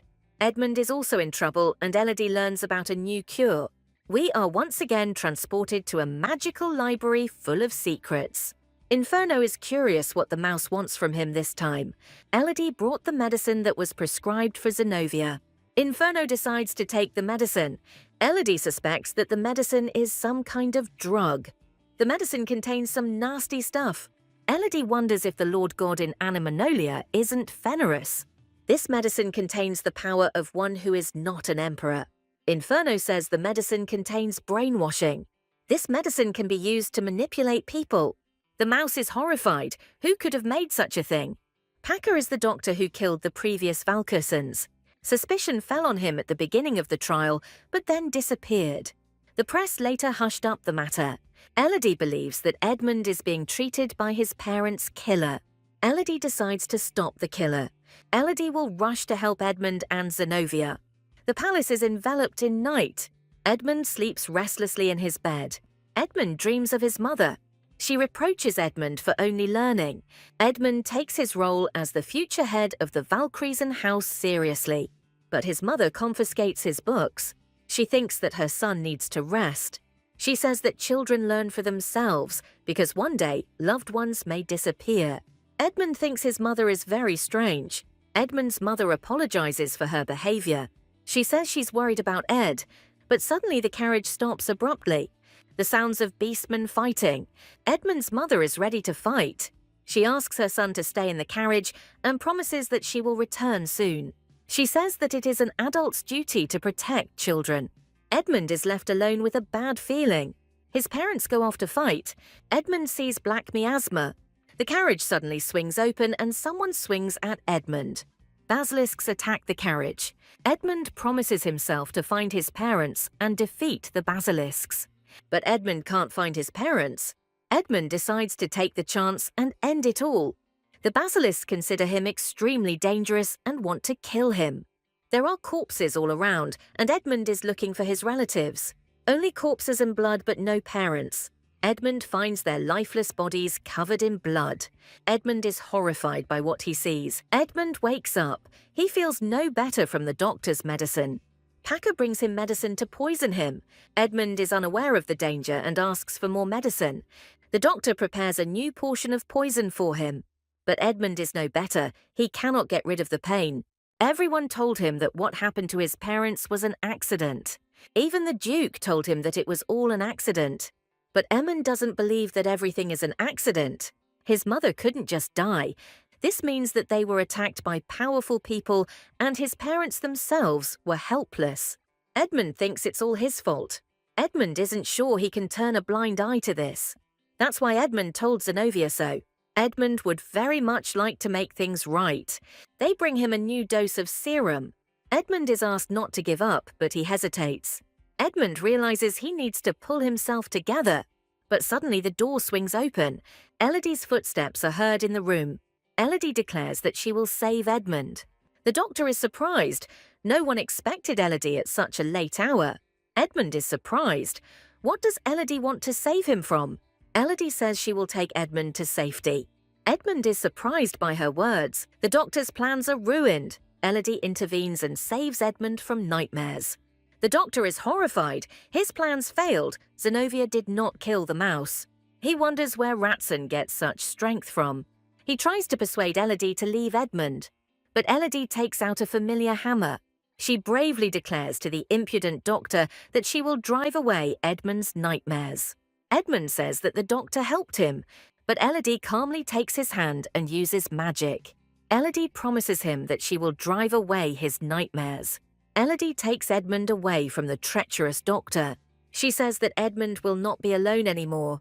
She brings him to her chambers. Edmund's nightmare repeats itself again. Edmund is transported back into a terrible dream. Edmund argues with his mother again about his studies.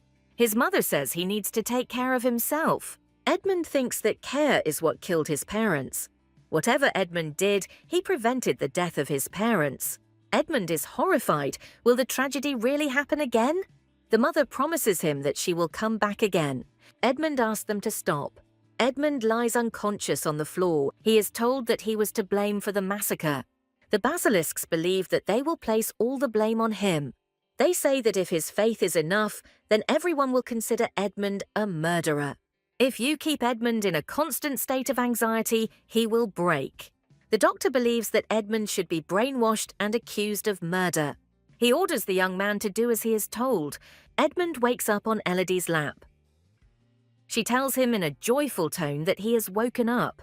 Edmund is shocked. Has he really been sleeping all this time? Elodie reassures him, saying that he had not been unconscious for long. Edmund is amazed. His mind has become clear. Elodie asks him about the nightmares. Edmund lies and says there were no nightmares. He remembered the entire conversation in his nightmares.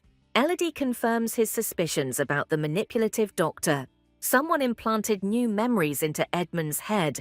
Elodie brings him a magical scented candle that helps fight nightmares. Elodie believes that a candle can help with nightmares. Edmund begins to be tormented again, feeling that he is to blame for everything. Edmund blames himself for not being able to protect anyone. The mouse calms him down, saying that it is not his fault. Edmund tries to find the answer to the question of who is to blame. The doctor consults with someone and reports his failure. The healer works for the basilisks and he screwed up big time. The doctor puts all the blame on the mouse.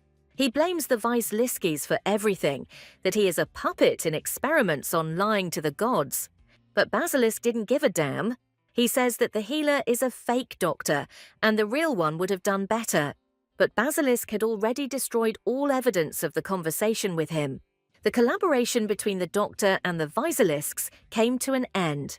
The doctor is furious. He was simply used and received nothing from his cooperation. The doctor decides to get out of the situation dry. He wants to sow doubts about the Valkyriesons in Ratson. The doctor hopes that she will be disappointed and that he will run away.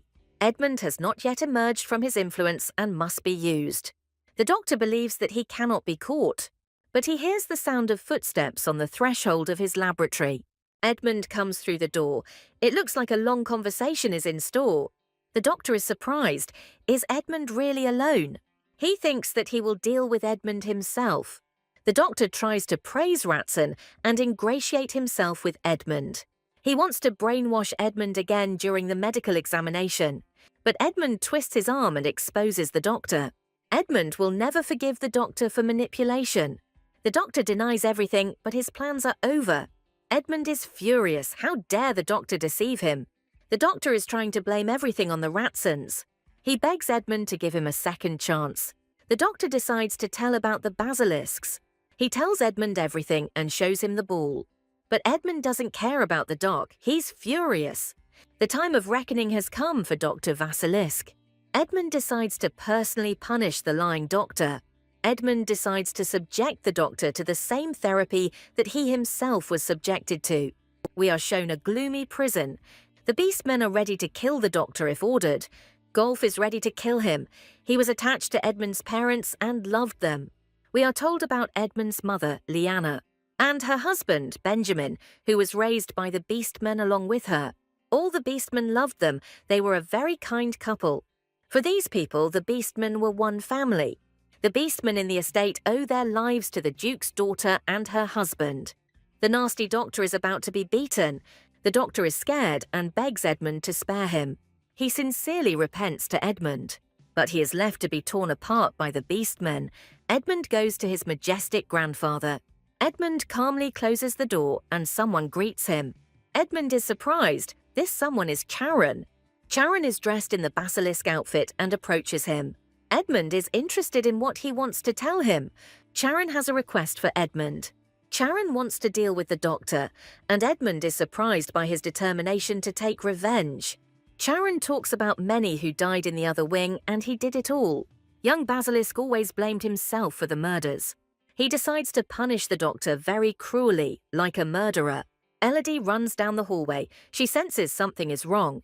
Elodie wants to see the doctor alive and get information from him. But Elodie sees someone and decides to hide. She sees Charon leaving, not seeing anyone. Elodie mistakes Charon for her fairy grandmother. Elodie is surprised. What did Charon forget here? Elodie thinks the fairy and Charon look like Nyx the basilisk. She thinks that Nyx and the fairy are the same person, but perhaps Charon was also a fairy. Elodie is surprised. Why did the basilisks decide to help her?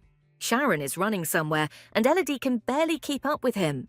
Elodie decides to talk to Charon and calls out to him. Edmund also appears, and he and Elodie are surprised by each other. But Charon quickly runs away from Elodie. Edmund asks her if everything is okay. Elodie says everything is fine, but Edmund doesn't believe her. Elodie doesn't want Edmund to know the truth. She asks Edmund not to address her formally. Elodie asks Edmund to call her by her first name. Edmund says her name tenderly. Edmund asks what business she came here for. Edmund decides to answer any of her questions. Elodie decides to find out about the doctor and information from him. But Edmund answers about him somewhat absent-mindedly. He says that he knows nothing about the person who ordered this scum. Elodie thinks she might have made a mistake. But then Edmund and Elodie come to the conclusion that the insidious basilisk are again behind everything.